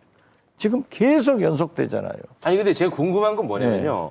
윤석열 대통령과 소위 이제 MB맨들은 사이가 좋을 수가 없잖아요. 아니죠. 친박과는 더 안 좋죠. 그것도 그렇긴 합니다만. 보수 정권의 대통령이 되면은 친박이나 친이 둘 중에 하나는 가까울 수밖에 없는데 그런 겁니까? 이제 풀이라는 게 그렇게 형성돼 있기 때문에 둘 중에 하나를 잡아야 되는데 친이가 다 간 거죠. 이런 생각이 들어요. 대통령이 그런 어떤 선택을 하신 것과 관계없이 탕평 인사를 했으면은 지금 훨씬 더 견고한 정권을 구축할 수 있었을 것이다라는 생각을 하는데 어떤 식의 탕평 인사를 말씀하시는 거예요? 결국에는 대통령이 사실 친이계를 많이 발탁하시는 건 맞는데 거꾸로 그럼 친이계한테 큰 빚을 지신 것도 없어요. 네. 다만 친박계와는 다소 불편한 어떤 과거의 댓글수나 이런 때부터 본인을 탄압했던 친박계에 대한 불편한 시각은 있겠지만은 그걸 다 뛰어넘었을 때 보수의 우수한 자원풀을 다 가용할 수 있는 거거든요. 근데 그게 되지 않는다면 참 힘들죠, 보수에서는. 그 지금 총선을 치러야 되는 입장에서 이 지형적으로 가장 안타깝고 속상하고 아쉬운 점은 어떤 부분이 있습니까? 지난 지방선거가 끝난 다음부터 바로 총선 준비를 가동하기 위해 가지고 혁신위도 만들고 해서 이제 갔는데 그 방향성에 따라 가지고 준비를 많이 했었으면 지금 뭐 젊은 세대나 아니면 수도권 아니면 심지어 호남까지도 지금과는 다른 성적표를 받아들일 수 있었을 것이다. 네. 근데 그때 그게 단절되고 지금 와가지고 바늘 허리에 실매어가지고 쓰겠다고 계속 그러고 있는 상황인데 시간이 아깝습니다, 참. 민주당은 남은 기간 어떻게 해야 된다고 생각을 하시는지. 저는 민주당의 최대의 혁신은 단합이에요. 대통령이 죽을 쓰고 있으면은 민주당은 밥을 하기를 국민들은 바라는데 같이 죽보다도 못하고 하겠다고요. 엊그제 나온 여론조사를 보면 지금 보수 지지층에서 차기 대통령 후보 선호도가 한동훈 36%예요. 진보 지지층에서는 이재명 58%예요. 아직도 민주당한테는 기회가 있다. 더 국민 속으로 들어가서 윤석열 정권과 투쟁해야 돼요. 잘하는 건 도와주고 잘못한 것이 지금 많잖아요. 이런 이슈를 늪에 빠지지 말고 살려서 투쟁해라. 알겠습니다. 네. 더 강한 그런 민주당이 거죠. 돼야 된다. 강한 민주당이 알겠습니다. 우리 원장님이 11시가 넘어가니까 힘이 많이 빠지네요. 건강하십시오. 함께해주신 두 분 저는 여기서 지금 현재 0시 45분 차로 방주로 갑니다. 안전하게 들어가시고. 내일 강연이 있습니다. 알겠습니다. 두 분 대단히 고맙습니다. 고맙습니다. 감사합니다. 네.